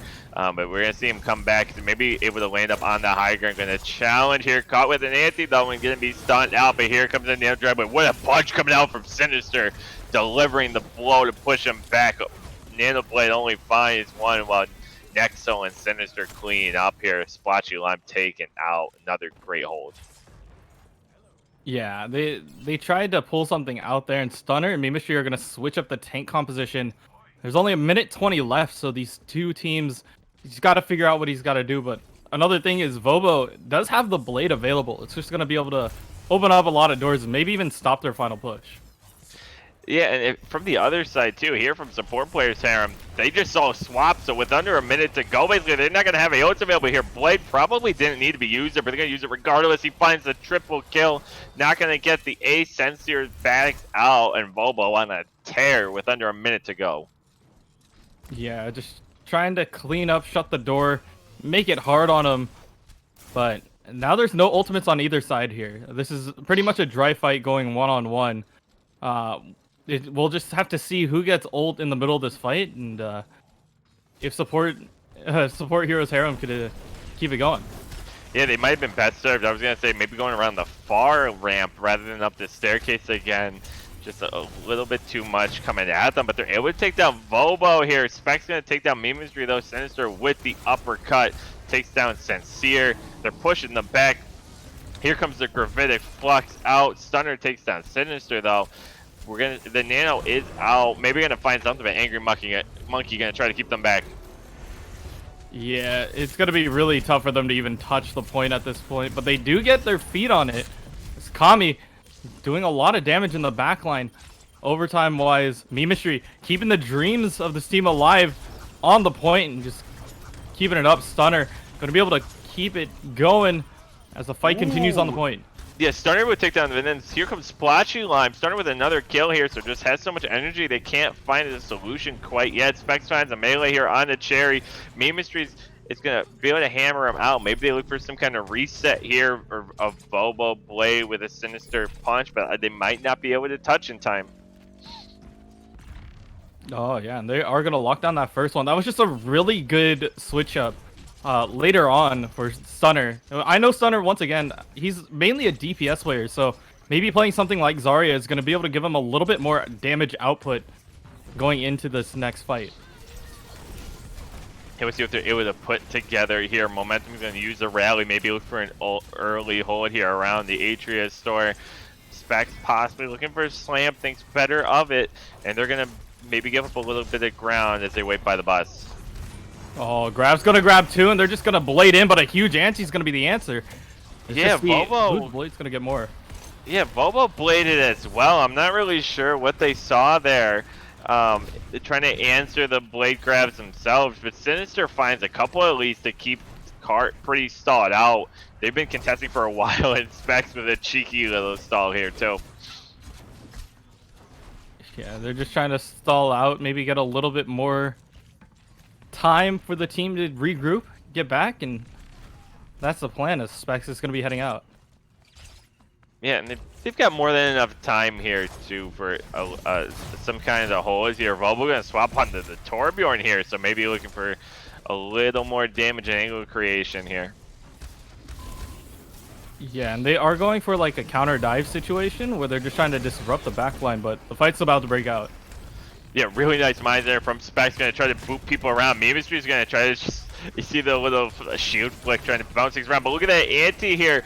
They've got an opportunity to take down Stunner and Sincere. They don't get Stunner though, and I feel like they haven't taken him down in what feels like a year. He's been in such high charge at this point. Here comes the Angry Monkey. Momentum with the whip shot finally takes him out. Mimistry drops, and they're going to have time for one final fight. Yeah, they tried to use the Shatter there, and they couldn't really connect on the kills. Just kind of unfortunate for them, but they do have a Graviton Surge coming up, as well as the Meteor Strike that they can use. Meanwhile, the other team only has the Rally, so this is looking to be a very offensive round for support Harems. Yeah, off the pack and need to look for something here. I'm sorry, momentum already at rally back, but we saw the whip shot kills among other things here. Volvo finds the headshot on the Stunner really early on. Stunner's been the output, Stunner's been the damage, and they might be in trouble without them. Sinister finds the headshot on the blue boss. Nothing coming from the Doomfist here. Spec's going to try to look for something on Mimistry here with momentum here. Has a good opportunity to win the duel, but here comes the blade, and here comes the mine. Spec's going to find the ground pound, and it looks like they might be able to keep them off point for good. Yeah, he's trying to keep them zoned out, and they're trying to touch the point, but the bombs by Spec is not going to be able to allow them to touch.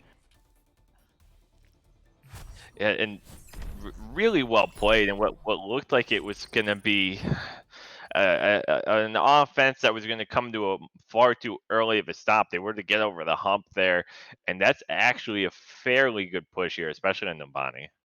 Yeah, just being able to get it slightly above half, almost to the end of the second push, is really important for them, especially coming into the side flip. Who's going to be able to hold off? If support Harem is going to be able to lock it down on first point, maybe even stop them on second point, they could keep moving forward in this tournament. Yeah, we've got ourselves a really great match here, very evenly matched so far. We're going to see here if Off the Pack is able to answer back here. Just a reminder, again, you are watching the Esports College and Career Pathways Overwatch Community Collegiate Combine. I'm Paul, joined by Kanashi, and we're excited to be bringing you round 3 of upper bracket action in this double elimination format that effectively works as qualifiers that will be continued tomorrow night, same time, same place here. So as we get ready here for this push here, Kanashi, what are your early expectations? That's a very, very good early kill on Sinister. Let's see if he's going to be able to get back in time. It looks like it's going to be a play and a big swap, big mind games coming out here early in this match. But honestly, it's just going to be a matter of how well they can defend this first point. They were really able to match their tempo, which I really liked. And Stunner, I feel like, is going to be the scariest thing to deal with coming out for the team. Yeah, we saw Specs early on fly by on the high ground, so they're already going to create a couple of different angles here. When Kami comes up right here, next they're going to find that beautiful anti-grenade here. Leche, kudos, buddy. That was a great catch on the production there to see that. Bubble going to be taken down by a return anti-grenade as well here. So the fight taking place in like several parts of the map here, but they're going to be able to walk back on the point with a Sigma in trouble.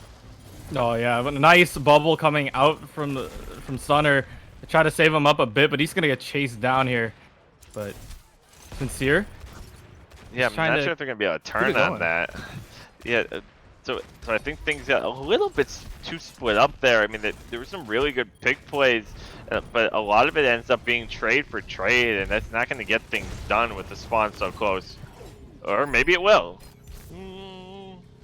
Man, this is a very scrappy fight. They're just trying to trickle in and maybe get a couple of picks here and there, but just everything's going on at once. Fights are being taken all over the place. It's just a tough call. Yeah, they're kind of playing this like it's overtime, right? Like you saw Specs leave point and then Kami jump in and then Specs return. Like they're playing this as if they're in a totally different part of the game here. But we're seeing the mechanic with skill paying off, right? They're coming into this like, hey, we can win one-on-ones. They do it a whole bunch, and they've got almost 5 minutes to go the distance. They'll finish off the round as they clean things up and give long spawn. Yeah, that was just a really weird fight to watch. They're just trying to take 1v1s, and at least from, I believe, from off the pack's perspective, they're just like, as long as we have kind of a longer, we have a better spawn advantage here, so we just take the points, make them walk the distance, and then push them forward.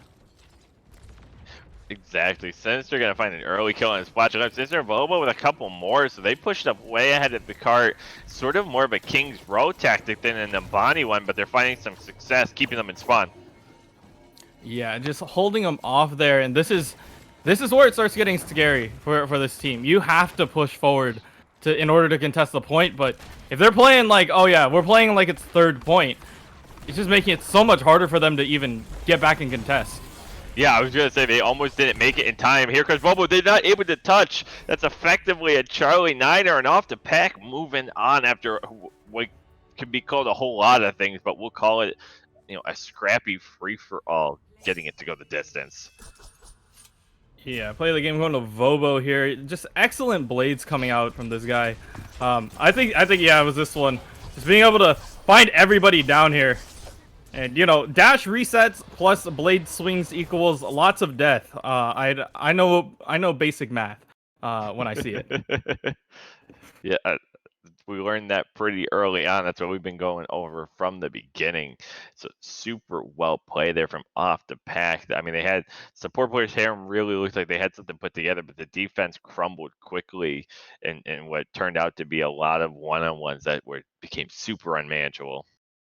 Yeah, they are pretty far ahead here in terms of placement so far. I think they only have to win one more in order to move on till tomorrow. So even though they may have taken the loss here, they could still climb their way through. Absolutely. And so again, we'll be getting ready here for what I believe will be our final interview of the day here. So we're really excited for that. We'll be having Coach Caitlin Roos from Michigan Technological University joining us in just a little bit here. We'll take this opportunity to remind you of a couple of our sponsors, ESTV and the NFL Alumni Association. So thank you to both of them for their continued support, not only of what we're doing here at the Esports CCP, but also of their support for collegiate esports in general. And from what we saw today and so far, Kanashi, I mean, just a lot of really great plays, not only on Genji. I mean, obviously we were looking forward to that today, but a lot of really scrappy Ana plays as well. It's good to see her back in the meta so heavily. Yeah, I personally like Ana play as well. It's one of those things where it's so high skill. You have the sleep dart that you could land. You have the anti-nades, whether to use it to heal or to to hurt your opponents, prevent any further healing, just straight raw damage that you could put out on Ana as well. There's just a lot that she can do, and Nano Boost is a game changer as well. Especially in the current Genji meta, that's just asking for death. Yeah, that's getting the 5 pieces there from Yu-Gi-Oh all together. I think I'm getting my games right. Yeah, there you go. Getting the You full, get the you get the five. full Exodia. Yeah, you get the 5 pieces of Exodia, you run through them, and yeah, you just call GG at that point. It's just like insane to see these teams play head to head. Once again, we are seeing a wide array of different styles of play and different ranks of play as well. But we are getting closer to higher rounds, so yeah, I'm ready to see some crazy gameplay. Yeah, we've gotten to see a lot of great things so far, and and it's what's exciting too about where Overwatch is right now is the level of variety at this point. But it sounds like we'll be having our interview start here in just a second. So, like we said, we'll be getting ready here for Coach Caitlin Roots from Michigan Technological University joining us now, and here she is. So, hi, Caitlin, how are you? I am doing wonderful. How are you guys doing? Great broadcast, by the way. Thank you so much. And so, like we said, you're from Michigan Technological University. So, what can you tell us about not only the school but the esports program you have going on there? Yeah, so to start off with our university, we are a public research university. We're in the Upper Peninsula of Michigan. And if I didn't know how the camera was oriented, I'd do the little hand thing and point, which is something that all Michiganders seem to do. We have about 7,000 students, so we are definitely not a huge school.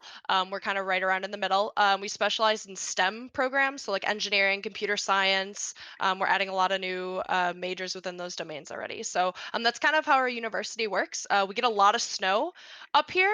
So if you don't like snow, shame on you because snow's super awesome. Uh, our students build like 30-foot ice sculptures in the winter, so it's super cool. We celebrate the winter, beautiful summers up here. So that's our university. Our esports program, we're the first public university in Michigan to field the varsity esports program, so that's really awesome. We are housed under athletics, so just like our D1 hockey program, our volleyball team, our soccer team, you are a student athlete. You are a Husky representing our university. And so that's really cool. You get to be seen by the student body as a student athlete. You get priority scheduling.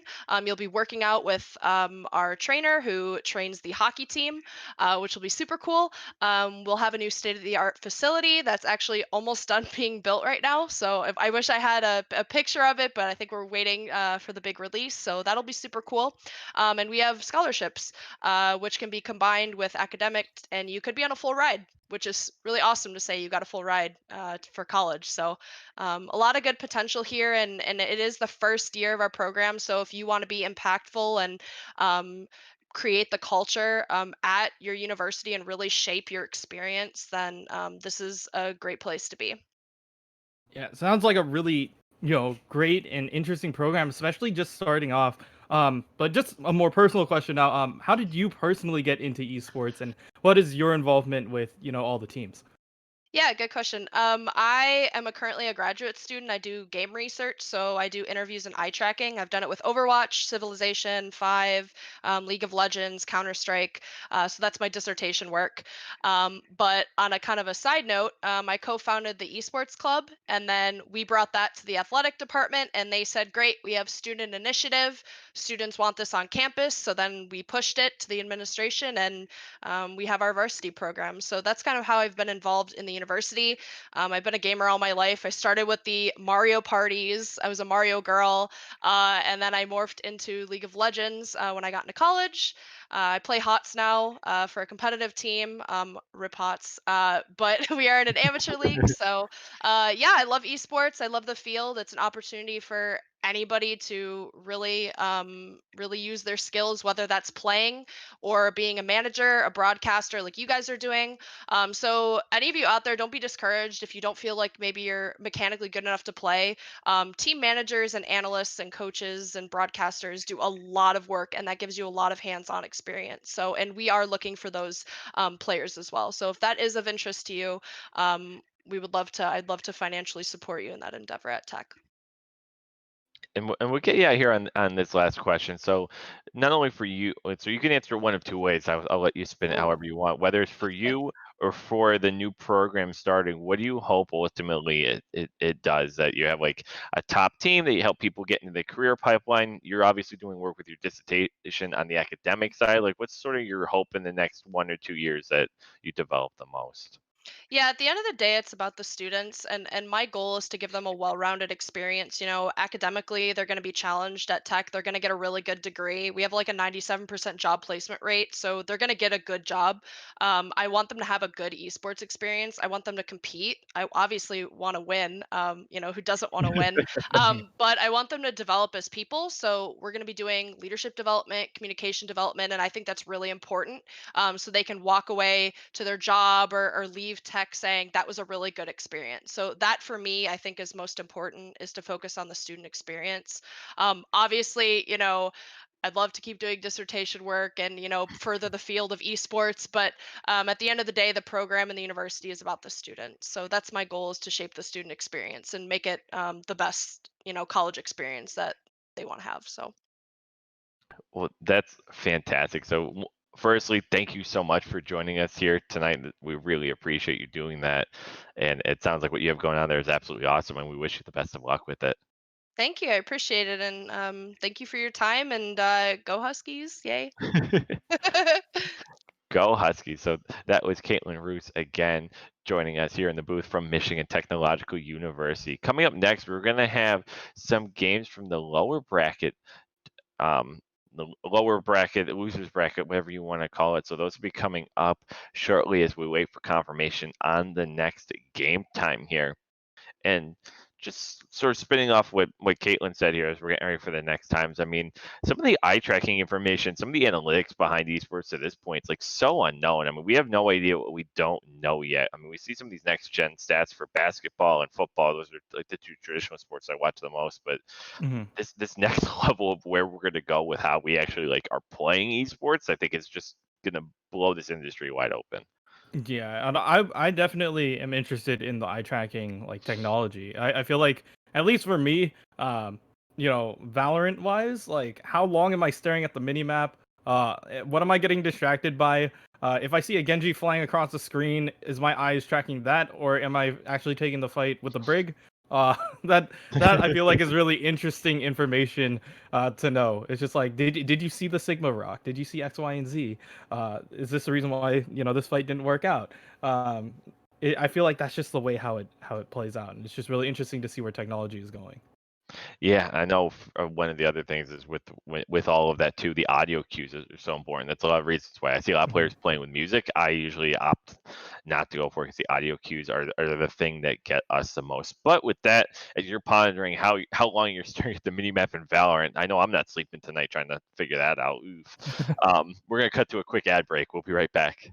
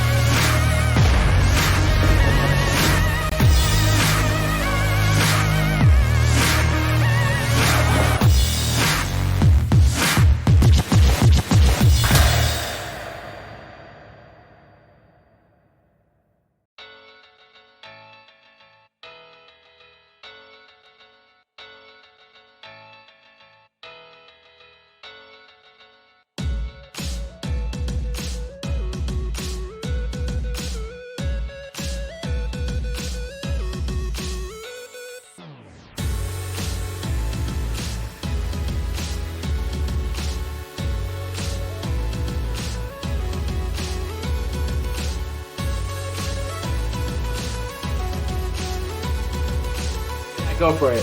Okay, so for 1,000 Rocket League credits, we got Gotcha Peter for the winner of it. Hey. Congratulations.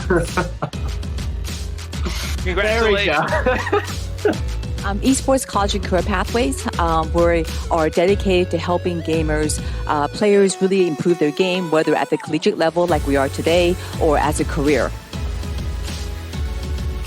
Go to your buddy and be like, hey, I got paid to play video games and get good grades. What did you get money for?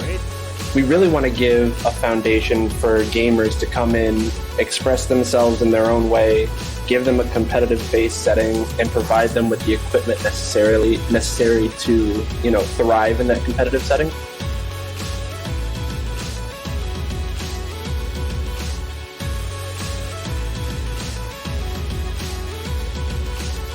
We looked at the resources that are available, and even yesterday I was talking to parents and players, and they didn't even know there were varsity teams at the college level, let alone that there's scholarships. So we took upon ourselves that we really want to put together these combines, not just like Rocket League we're doing now, but we're doing League of Legends in 2 weeks. And beyond that, we're probably going to do Fortnite to really give resources and a recruitment tool for the colleges, but really to get these players in front of the right people at the right time.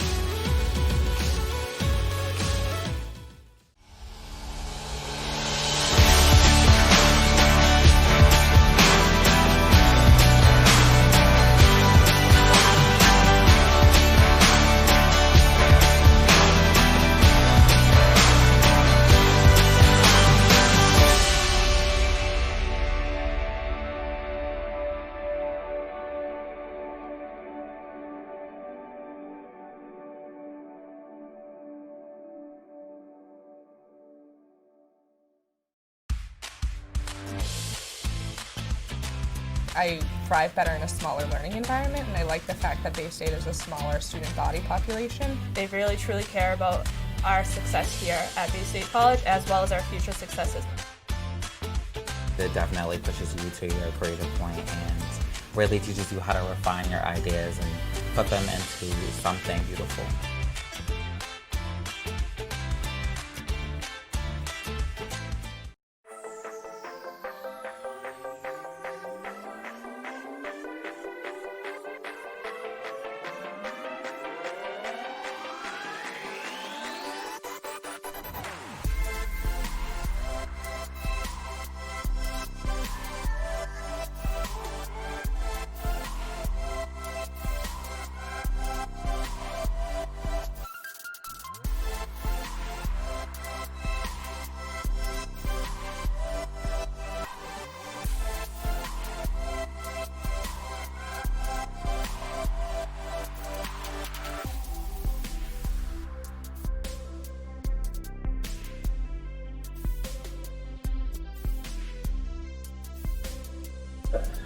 We really want to give a foundation for gamers to come in, express themselves in their own way, give them a competitive base setting, and provide them with the equipment necessary to, thrive in that competitive setting.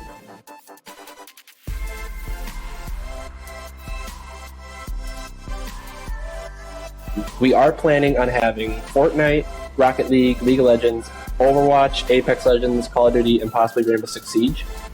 Now, these are going to be played at a competitive level.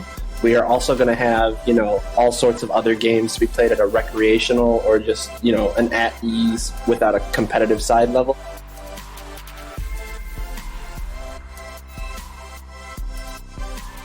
In our first year, we are actually building a brand new state-of-the-art esports lab dedicated just for our esports program.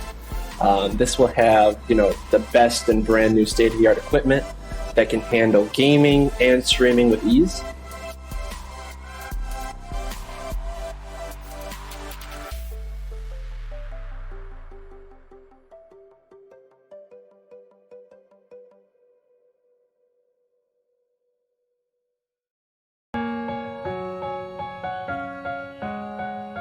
This journey started with me, but it's become so much more. Up here, your friends become your family. It's not always easy, but this place makes it all worth it. I know my degrees will take me where I want to go, and these connections will last a lifetime. I wanted to experience something different, to still do the things I love, but also try new things. Up here, connections are strong. We're all in it together. Michigan Tech is like its very own thing. I've learned to take risks. I've been challenged. The people I've met and the things we do, this is real. I always get the help I need, and I give it right back by getting involved and being a part of something bigger. At Michigan Tech, the classes shape your mind, but the experience of being here, it shapes you into who you want to be.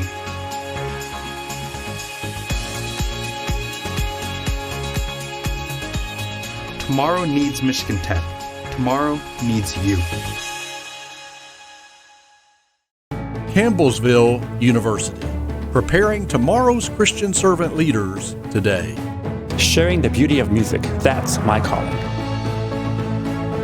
The caring hands of healthcare, that's my calling.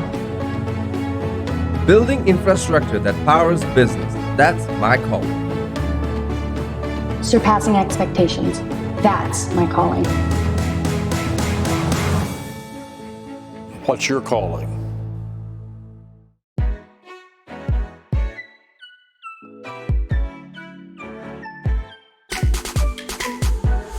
I'm searching to party up. These games you play ain't worth too much. I'm searching to party up, and this player packs a punch. So party up with me. Come here, baby. Party up with me. It's so easy. So party up, party up, party up, party up, party up, party up.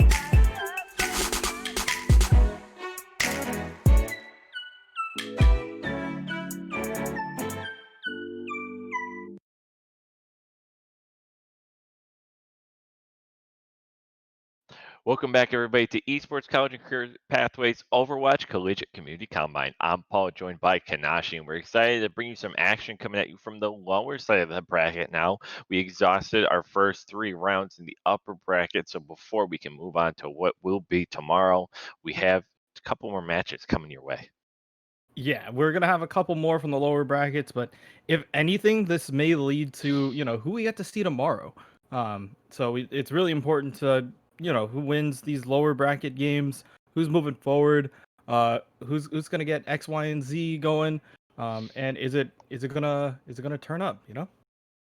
Yeah, absolutely. And so as we're figuring out who will be our next match and when, I mean, so we saw a lot of really good Genji play so far, and I think regardless of what maps we go to next, both tonight and tomorrow night and throughout the tournament, I think it's going to be interesting to see both how teams play with and play into Genji. And if you can't stop the Nano Blade, you're going to have a world of problems. Yeah, that is one thing that I've definitely not seen in these past couple games. Like we understand, Sleep Dart is really effective for shutting down a Genji, but you have to land it. That's the hardest part. There's such thing as deflect, so you gotta worry about that. But I feel like the brig answer that a lot of teams are bringing is the right call. It's just being in the right place at the right time, or trying to read where he's gonna dash so you can get the stun lock going on. For the rest of your team. So that is going to be the hardest part of this whole ordeal. It's funny you mentioned deflect. So I watch a lot of Hard Blue. He's sort of my favorite streamer Overwatch player. And I remember he was playing with Azari and he got a grab deflected back at me. He's like, I thought that was a thing in this game. Yeah. Because it's still almost a novelty, right? Of like Genji came back, he's been gone for so long. And now all of a sudden it's like, oh yeah, no, Genji's here. You have to worry about deflect. You have to really be patient for that. So yeah, I think teams are really gonna have to communicate that well. Yeah, it's that where like I remember watching Space one time where he was breaking down like when to use Grav on a diva, for example, and he's just like, oh yeah, well if she uses defense matrix, like just beam her down for a little bit, wait until she uses boosters so that like then you chase her down, and then after that you wait out the rest of it, and you're just like, he's doing this in like split-second moments, and he's trying to, tell us when to throw Grav in that moment. I feel like if he did the same thing for Genji, he's like, when he's on his second jump over your head, he's already using deflect. He's gonna be behind you, throw Grav forward, or you can bounce it off of him. Or like, I'm just like, why would you do that? Like, he's like, oh yeah, I'll just throw Grav on the wall instead of at him, and that's like the way to go. But you still have to like think of that in the split-second moment, and I'm really glad to see the Genji back. but playing a little bit of Zarya, just being afraid of that potential deflect, it does make you panic and make you wonder, where's Genji at any given moment. Yeah, I'm gonna say there's a certain level of fear that's healthy that you always need to have in the face of like a Genji or even even especially when was just grab dragon meta. It'd always be like, okay, space out, and even now it's like you're just watching for when he's gonna dash into the back line, which is incredibly difficult. I mean, when we talk about these things, we're talking about them as if these guys are like have a month to plan this. I mean, these are split second, nuanced, uncommunicated behaviors, and detections and things like that, right? Like you're working with a team. It's almost like a hive mind thing. That if everyone just doesn't know to turn at once together, if it's not something they practice, they're going to be decimated in a second or two. Yeah, it's one of those things that you gotta think about and be all on one page. And split second decisions, if we want to go back to old school esports stuff, we talk about Evo moment 37. Like just moments like that where you have to make the call in that split second, full parrying or something like that. It's just insane to just see things like that happen. But yeah, we are still waiting on this next match. It's gonna be Twilight Foxes and Tailwind. Ooh, so we're gonna see Tailwind again, which is very exciting to see. We have not seen Twilight Foxes yet on the stream, so we'll be excited to see them as we take a look at their roster here. Again, who ends up wearing the bracket is sort of very fluid. So even for us in our preparations, when we're looking at a lot of these teams for the first time, these aren't necessarily organized teams. Your T2, Team Doge, and Third Impacts or what have you. So even for us having to go back, it's like, oh geez, who's on these?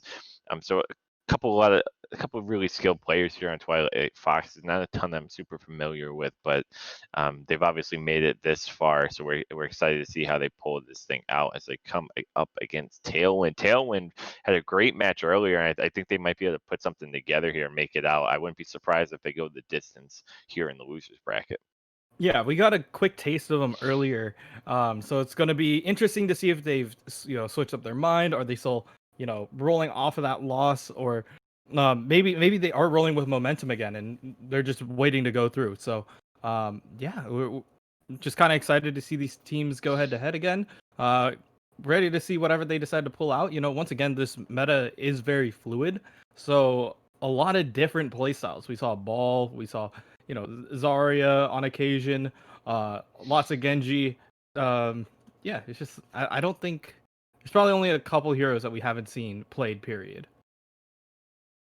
Right. Yeah. There's probably just a few things we haven't seen, and at this point, you might even see them come out now. Even late in that last push on the Bonnie, we saw a Torb on the defense. Like, I mean, you're gonna find nuanced situations for a lot of these characters, and that's sort of the beauty of the meta being as balanced as it is now, where you get to see it's like, okay, well, I can use this person now and I can use them here and there and not just like forget it. Like, I mean, I remember there was a time like you were throwing if you ever thought of picking Roadhog or Symmetra or Torbjorn, and now they're fairly legitimate.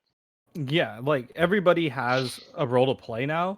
I kind of equate it to the Dota 2 like mindset of balancing, where everybody has their specific role. Everybody counters a certain thing, and they're overpowered in that sense, but like they get hard countered by something else. So it's like you can pick up this character, or you can pick X, Y, or Z, but there is a hard counter out there, and you just have to be prepared for whatever that is.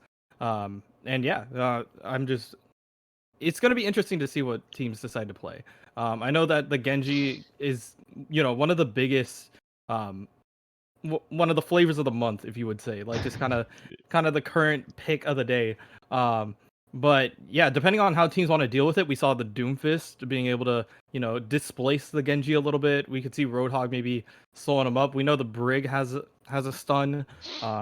It's just going to be interesting to see what they decide to pull out against the Genji.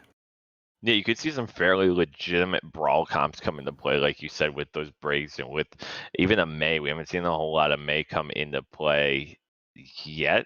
I'd say we saw a little bit of a defense on Lijiang, but it didn't hold up super well ultimately. But we might be able to see a little bit more there. So as we're getting ready here for our next match, though, we'll take a second to do a little housekeeping.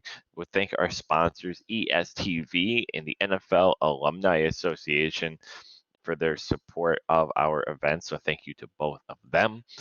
We also like to reiterate what we are. So we are the Esports College and Career Pathways. Our mission is to provide a safe and supportive environment for gamers focused on diversity and inclusiveness.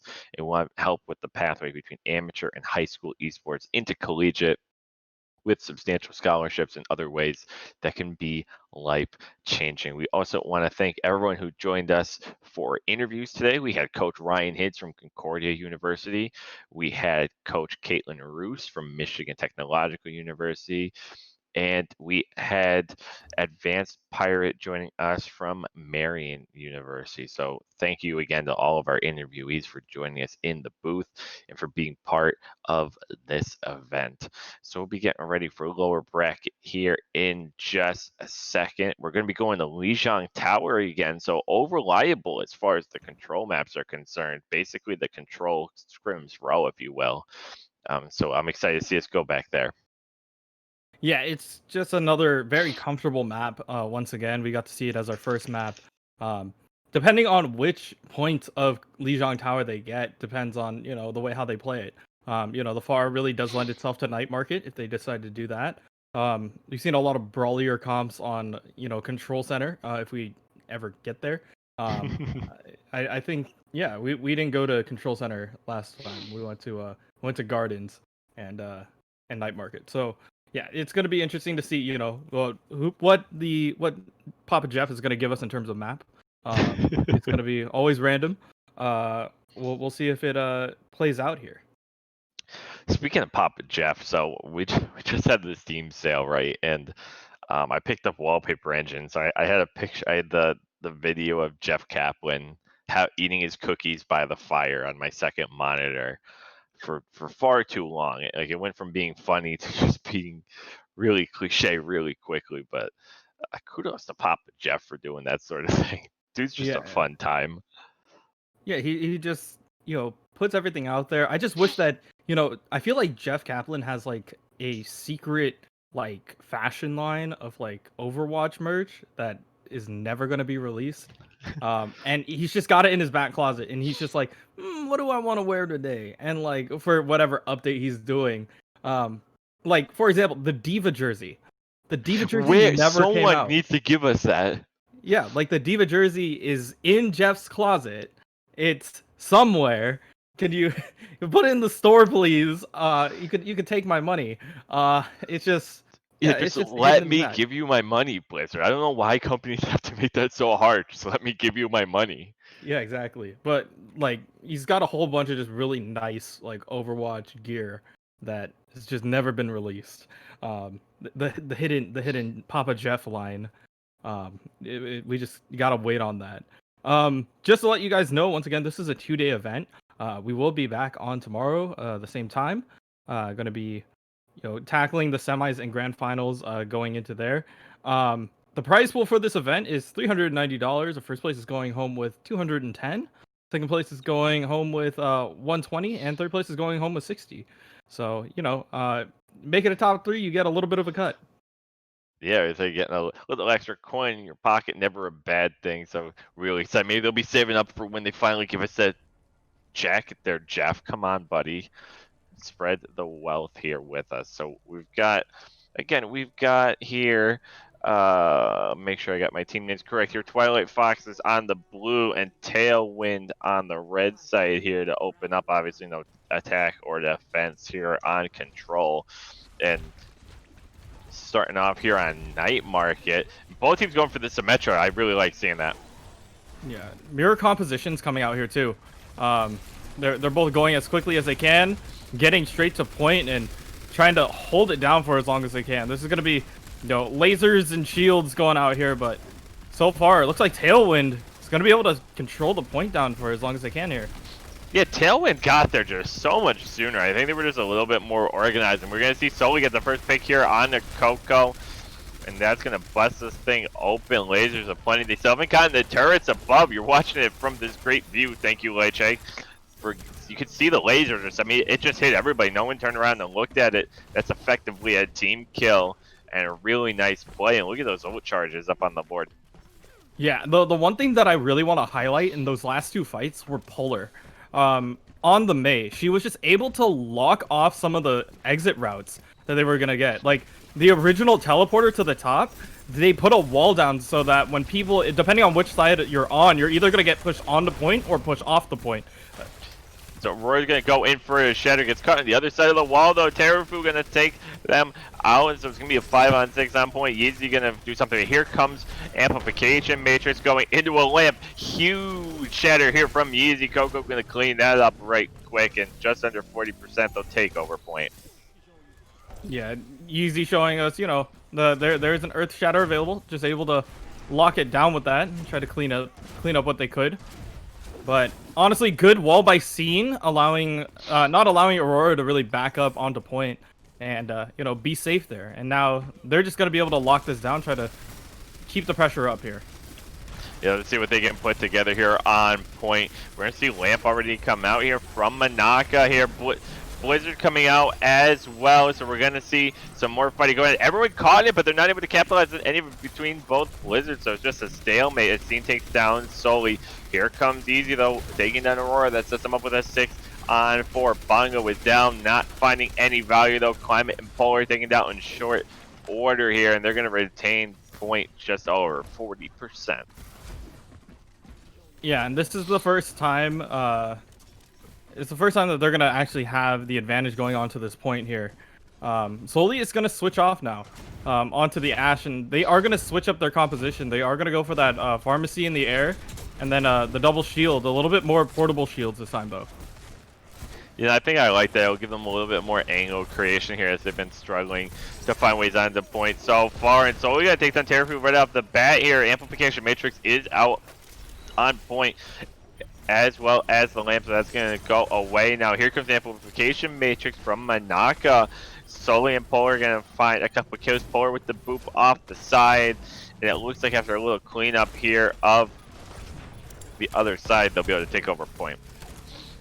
Yeah, and they're just pushing Yeezy off the point, and they're going to be able to grab that. So 86% though for the side of Twilight Foxes is actually going to be really, really helpful for them.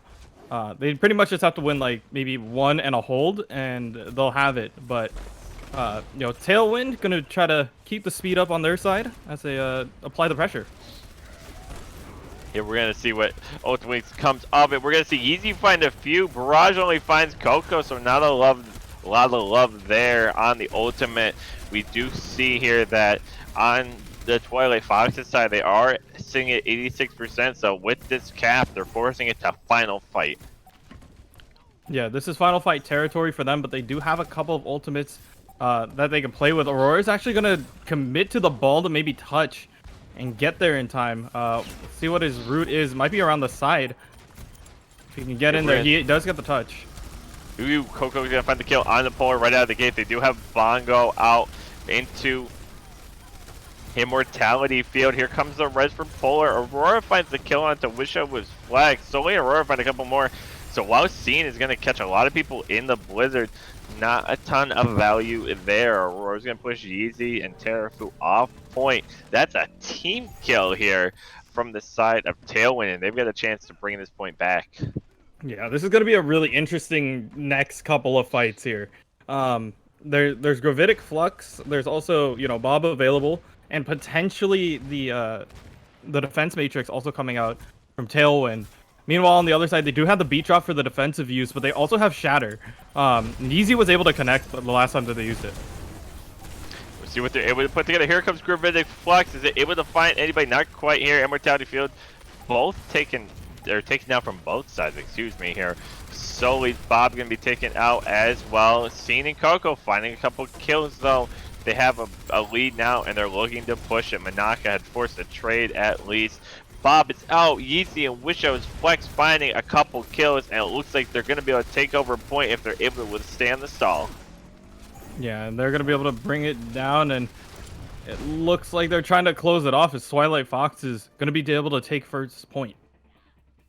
Yeah, that was really well played there from Twilight Foxes, and what was a great back and forth here, and ultimately able to, press from both sides. And so as we move here in the garden here, Kanashi, what sort of things or adjustments do you think we need to see from both sides, or where do you think they had it going right?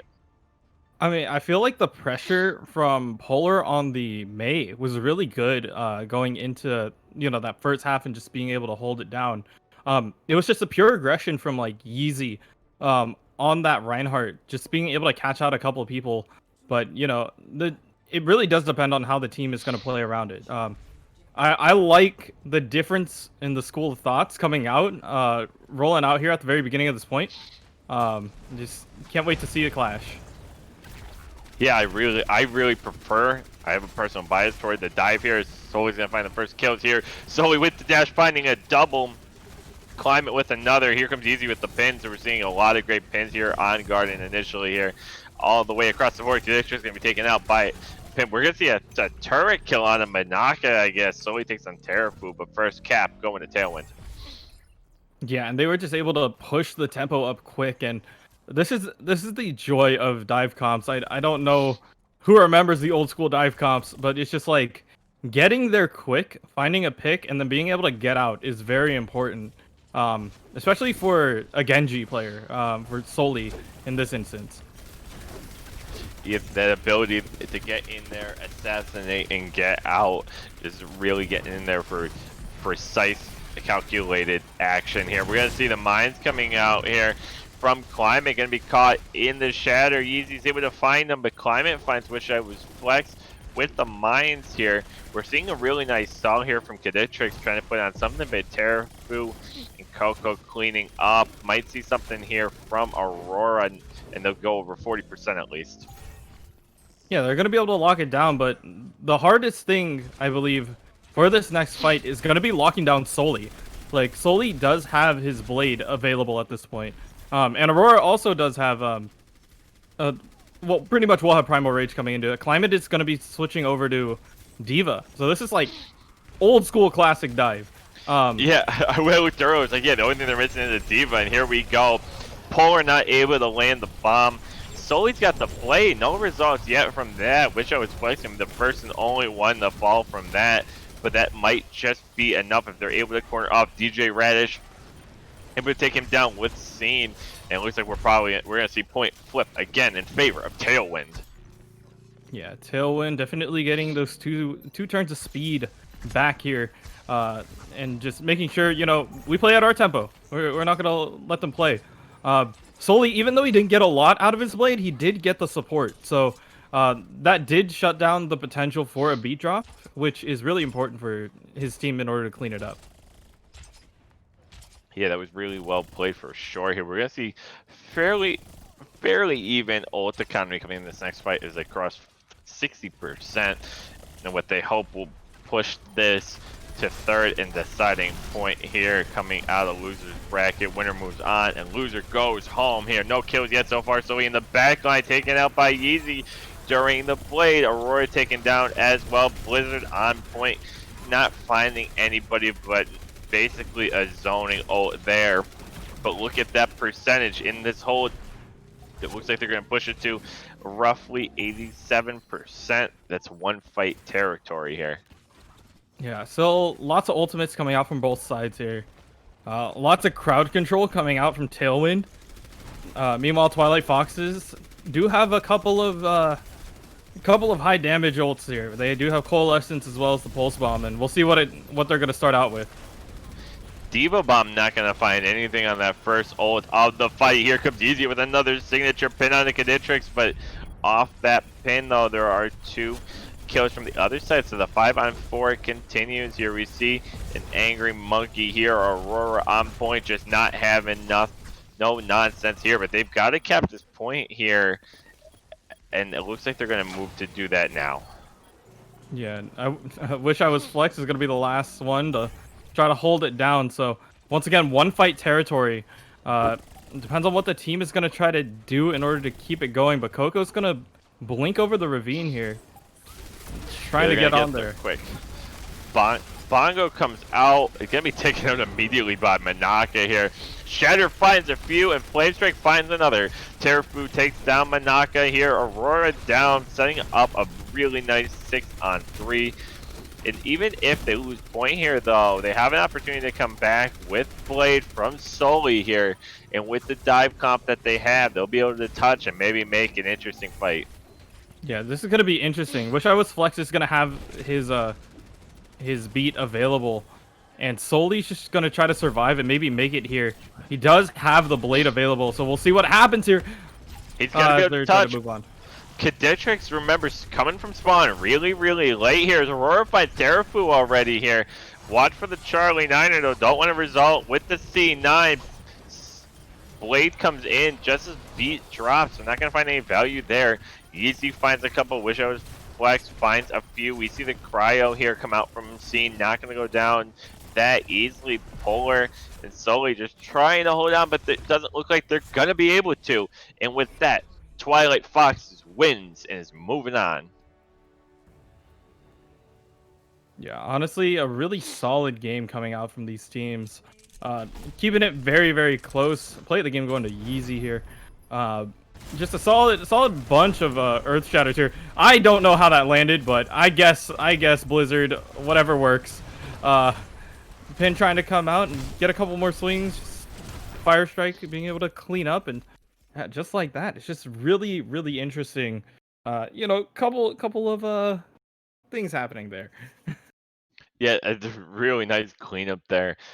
And really, Twilight Fox is showing their mettle, right? I mean, we saw Tailwind really have what turned out to be a fairly good game. I mean, they had played Byzantine earlier, right? I believe. And I mean, it was a great showing against what we thought was a really great team. And we're actually going to see them again here in a hot second. But Twilight Fox is a really pleasant surprise here moving through the losers bracket. Yeah, it was interesting to see them, you know, once again against Byzantine first, and then see them here. They had a really good idea. They kept the fights close. It just came down to, you know, ult usage and just being able to clean up the rest of it. So, congrats to Twilight Foxes. They're going to be moving on forward. I think we have one more game, correct? Yeah, so we'll be having Byzantine Empire versus Decima coming up here really quick. It looks like they're going to be just about ready here shortly. We were getting word from our production team in the background that they're going to be prepping whenever. So we had a quick turnaround here. And as we think about how things are going to go tomorrow and through the rest of the tournament, I think teams' abilities to play with and against the Genji sort of, again, the backdrop of really any Overwatch event at this point. But ultimately, when we're thinking about Overwatch now, I mean, it's crazy to see how far we've come, right? Like between the addition of so many characters, I'm like, we're gonna have Overwatch 2 soon. So for all we know, everything we were talking about could change. But the game's really opened up to play more like a game like League or something where you can mix and match than just one comp and that's it. Yeah, just being able to, you know, have that fluidity and have the options to play whatever you want, really does open creativity. Like even if it is in Rollock where you have, you know, 2-2-2, just the combination of said, you know, characters in that said pool, will make it really interesting, and a more interesting play. Yeah, absolutely. And we'll take a second here, do a little housekeeping as we get ready for this next match. Again, we are Esports College and Career Pathways, and you are watching the Overwatch Collegiate Community Combine. Our mission is to provide a safe and supportive environment for gamers while focused on diversity and inclusiveness. We believe in providing a path for amateur and high school players to pursue their college and career in esports. And I hear in my ear Dorado, so we're already jumping into the action here. So really quick, thank you again to ESTV and the NFL Alumni Association for their sponsorships, and also thank you to everyone watching tonight. Thanks for coming and hang out with us on your what day of the week is it? Saturday night. It's Saturday, yes. quarantine life finally getting to me. Yeah, I don't know what day it is, what time is it. All I know is the sun is still out on my end, and it is warm. It's long gone on my end. I would say I'm on the East Coast here, and I mean, I've got blackout curtains anyway, so it's not like I wouldn't. It's not like I would know anyway. I don't know what time it is, anyways. I'm just locked in this room. But yeah, we're getting ready for Dorado. We saw Dorado earlier, and I feel like this is one of the maps that really does favor Genji. We saw Soli do some really interesting wraparounds. And we saw Byzantine Empire also on this map earlier. This is the one where they were able to take him out. Yeah, it's a sort of a very literal deja vu here as we get ready for this one. And really, so Decima here starting off on defense here. We'll see what they're able to put together. Again, we talked about this at the top, but first time we were on Dorado, this is a definite definition of a sink or swim map. You can be stopped right where they are right now, or you can be stopped 3 points in. It's anyone's guess. Yeah, and it is going to be literally anyone's guess coming into this next fight. But playing it nice and slow, trying to make the approach here. And well, I feel like the importance is going to be, where are the Genjis? Are they doing a full wraparound? Are they on the back line? What is their plan of attack going into this? Yeah, I think we saw a lot of really good plays from Dash. I like this move here from Byzantine to work their way onto this high ground effectively. Almost a map flip of sorts, but Ninja going to get taken out. I'm not sure how long they're going to keep this up. Probably just dry fight it. We're seeing a little bit of sparring and a one-on-one Genji on point here. Pichu taking down Vega here, but Dash able to get at least a little bit of a kill. But the fighting continues. I'm not actually sure that this is a fight Decima wants to keep up here with the spawn advantage if they start to lose it. Yeah, they are able to clean up a little bit, but oh yeah, and the card didn't make a lot of progress underneath the arc, so yeah, it's more of a win for Decima on this defense. Yeah, that was really well played. Pichu stalling card effectively in that one-on-one with Dash and able to capitalize with Mr. Jean Kil. My French is a little weak, but I believe Mr. Jean Kilku. But Dusk and Vega gonna find a couple kills here. Here comes ZZIB with the Ash. Once again, we saw it earlier, and they are back. Vega and Dusk gonna clean things up here. That's effectively a team wipe here, and we're sort of the same scenario as last time. Can they touch, or are they going to at .01? Yeah, Byzantine was able to keep it going, but it doesn't look like they're gonna contest it. Looks like we are gonna get a little bit more Overwatch this time. As we move on into point two. Really good placement from ZZIB to throw the seventh man Bob in the back line in order to make him turn around or at least have to deal with it.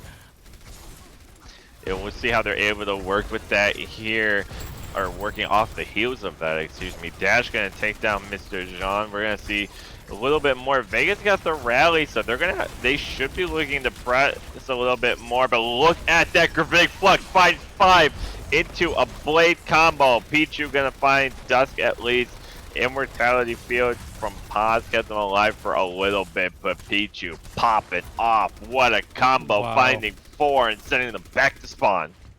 That dash clapped 2 of them right there. It's really good aggression from Pichu, just being able to clean up and get exactly what they needed.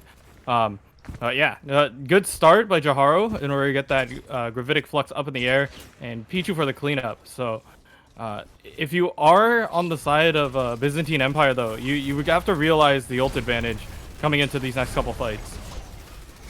They've got to put together something here. I mean, they had Dash with the blade. I believe he's had it for a little bit. I mean, you got to keep that cycle going. They're able to obtain it so quickly that you want to take advantage of how fast you can grow it. But here comes the Gravitic Flux to start off this fight.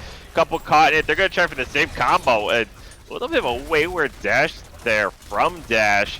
Not able to capitalize off of that. Nothing resulting from ZZIB going to find Rigamores, Vietnam, and Jaharo, though, cleaning things up. And look at this. Byzantine Empire just can't get things rolling again.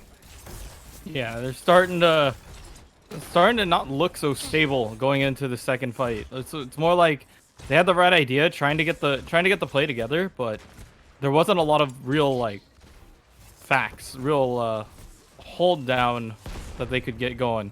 Once again, this time this time for Decima, they're gonna have, you know, the Gravitic Flux Blade combo coming up again. So another thing to look out for.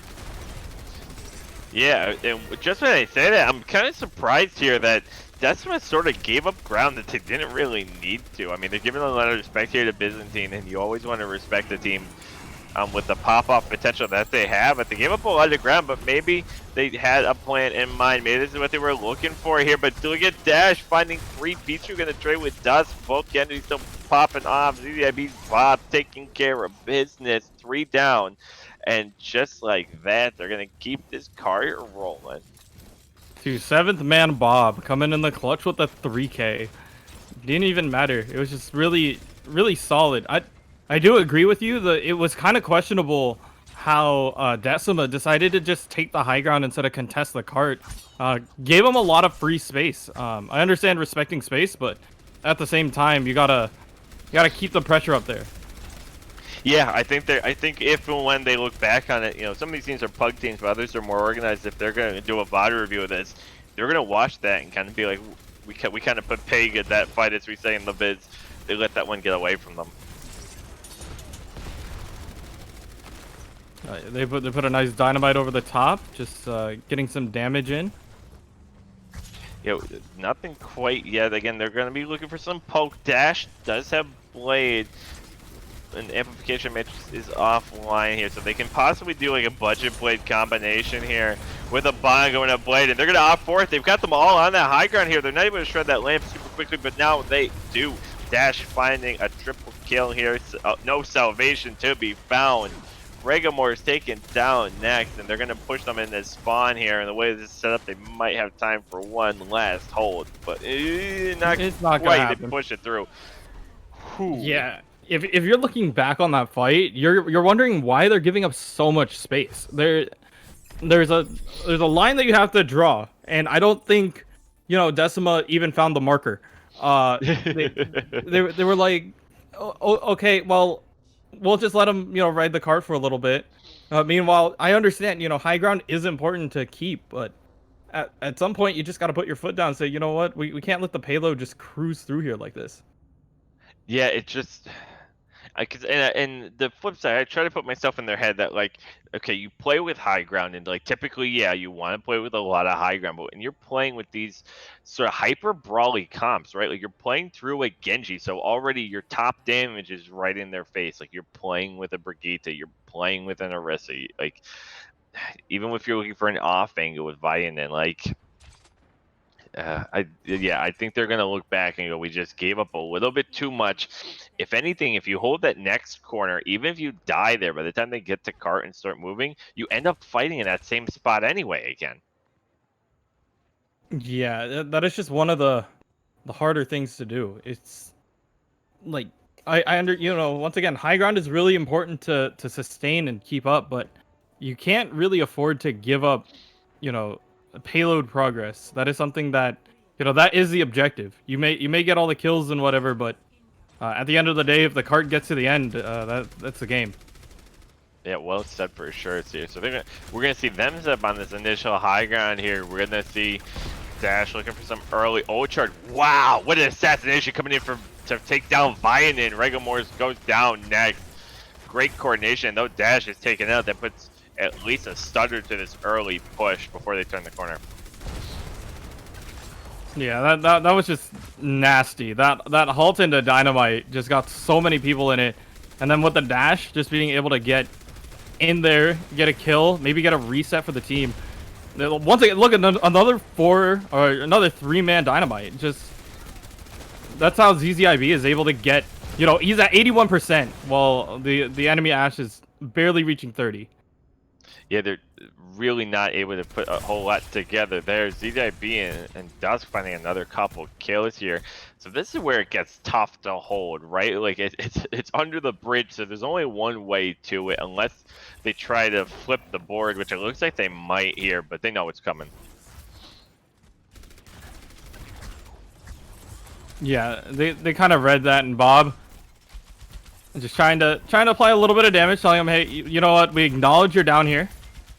We're gonna use our 7th man to kind of get in there and get some damage in. Yeah, and But honestly, I really like that zoning. I know it's not a flashy play. I know it's like, well, they wasted Bob, but you took 20 some seconds off the clock here, and like you talked about earlier, that's still the objective of all this. yeah, in Dash's positioning, like it looks like the sides have flipped. Oh, nice hold! Gonna grab They find four. Here comes Dash with the Nano Blade, taking down Rogamor's, taking down Pichu next. That's two. Paz and Vega finishing them off. Vega taking down Jaharo. What a combination! And that, ladies and gentlemen, is a team kill. That was just beautiful play, just well executed, and this is just this is just proof. Byzantine Empire is just organized in that kind of play. Did have to commit 3 ultimates to get there. So if you are on the side of Decima, this is the time to really make a play.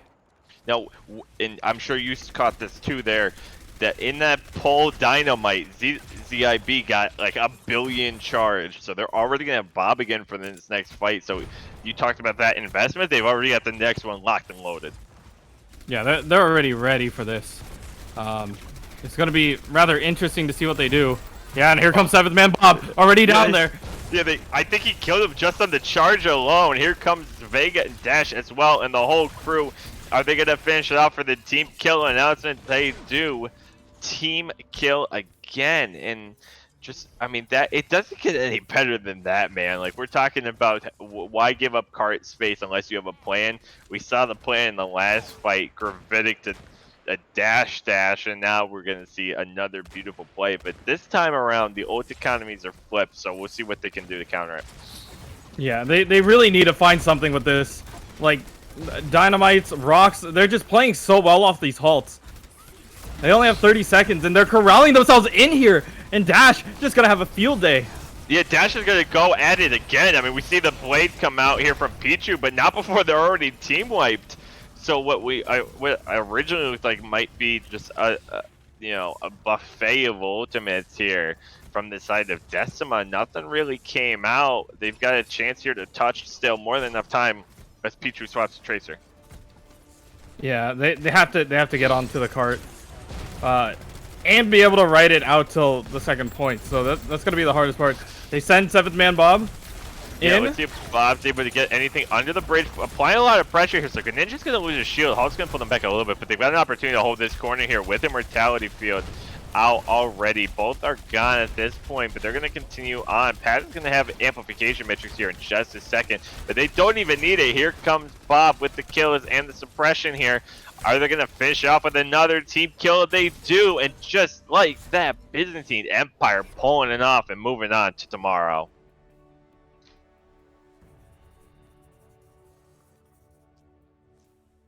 Yeah, just honestly really solid play coming out from both of these teams. Play of the game's going to go to Dusk. Dusk had a really solid Gravitic Flux coming out here. Was able to catch out quite a few and allow the rest of the team to really clean up after it. And that's how, once again, clean execution off the halt. You just see the halt pull and then the Gravitic Flux into the blade. It's just, clean textbook Genji Blade Overwatch. Yeah, that was so well done. And so, congrats on moving on here to Byzantine Empire, and GG's to Decima on a great run there in the lower bracket. So a lot of great Overwatch play here. In general, obviously, we've got to see sort of an amalgamation variety of different teams and different compositions. But I mean, at the end of the day, that's to end up with that Sigma Genji combo the way it did with 3 or 4 straight team kills. Just so well played by Byzantine Empire. Yeah, just really solid, perfect textbook gameplay. They were just able to find the kills that they want, play the tempo that they want, but at the same time, I feel like, Decima had the right idea, playing into them. I just feel like that taking the high ground may have bit them a little too hard, even if they may not have had that opportunity to take the high ground later. It's more important to stop the progress, and just they could have had a chance if they got past the first point to maybe seal the deal earlier. Absolutely here. And so we're gonna we're gonna start getting ready to head out here. So Kanashi, where can we find you? You guys find me on Twitter at Kanashi_GG because somebody took the one without the underscore. And then I'm also on Twitch at KanashiGG without the underscore because apparently that one wasn't taken. How about you, Paul? And so you can find me on Twitter at PaulEC. That's PAWLIEC. You can find that below the name there. That's primarily where you can find me. You can also find the Esports CCP on Twitter at Esports CCP. Obviously, if you're watching right now, please give that follow button a smack there so you can come back. We'll be back here tomorrow night, same time, same place, 7 p.m. So whether you're watching it here or through any of the other stream outlets that this is going through, again, this will be back here tomorrow to finish things up for the night. I just want to give a shout out to Leche, our producer, who did a great job running so many different things. Also, shout out to Serene and Catherine and everybody who joined us in the booth for their interviews. Really thankful to be part of this entire crew. So with that, enjoy the rest of your night. We'll see you back here tomorrow. Take care.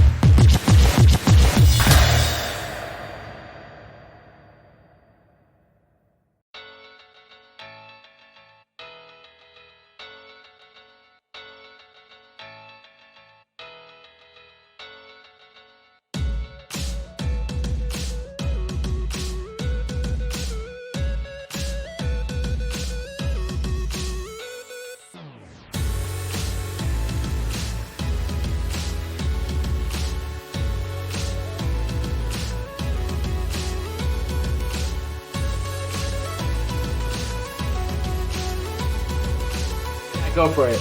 Okay, so for 1,000 Rocket League credits, we got Gotcha Peter for the winner of it. Hey. Congratulations.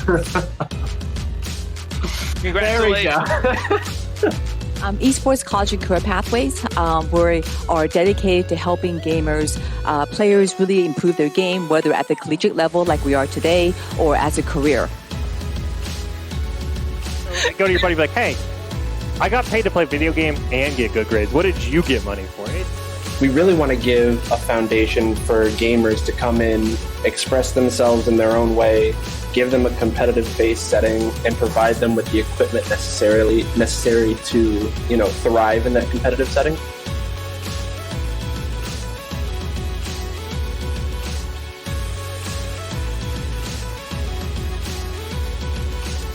We looked at the resources that are available, and even yesterday I was talking to parents and players, and they didn't even know there were varsity teams at the college level, let alone that there's scholarships.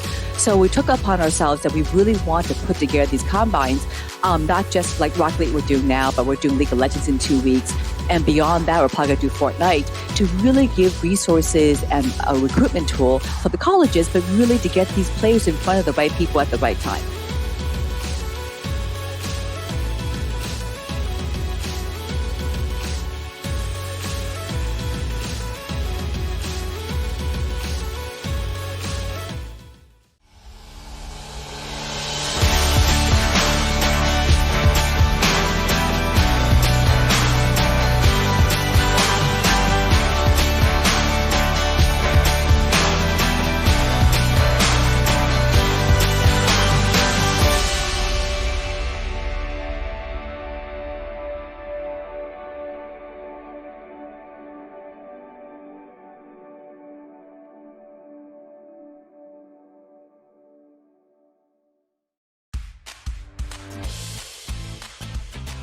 I thrive better in a smaller learning environment, and I like the fact that Bay State is a smaller student body population. They really truly care about our success here at Bay State College as well as our future successes. It definitely pushes you to your creative point and really teaches you how to refine your ideas and put them into something beautiful.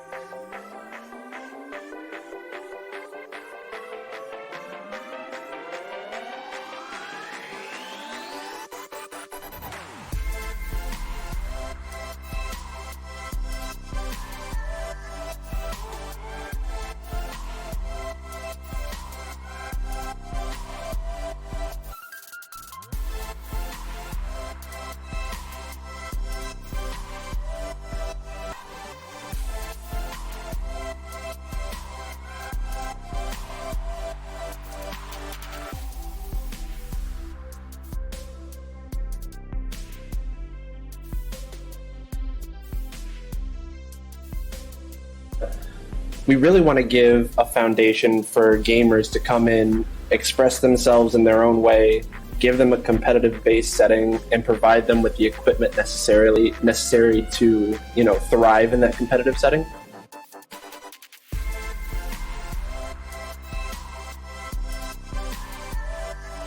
We are planning on having Fortnite, Rocket League, League of Legends, Overwatch, Apex Legends, Call of Duty, and possibly Rainbow Six Siege. Now, these are going to be played at a competitive level. We are also going to have, all sorts of other games to be played at a recreational or just, an at ease without a competitive side level.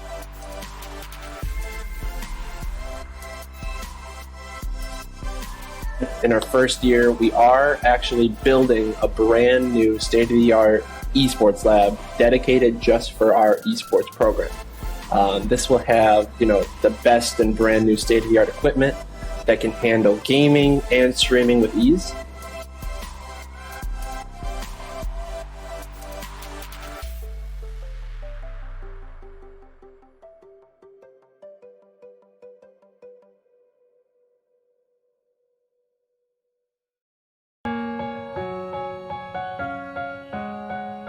This journey started with me, but it's become so much more.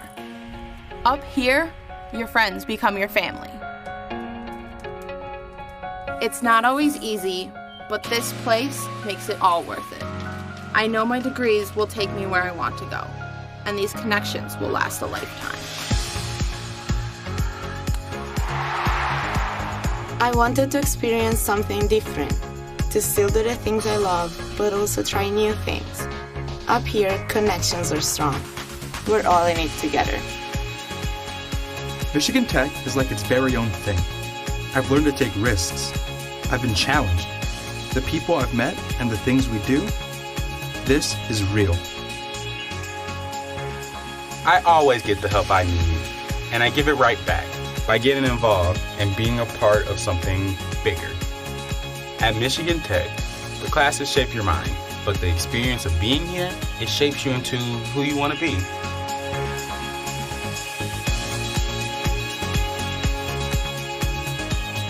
Tomorrow needs Michigan Tech. Tomorrow needs you. Campbellsville University, preparing tomorrow's Christian servant leaders today.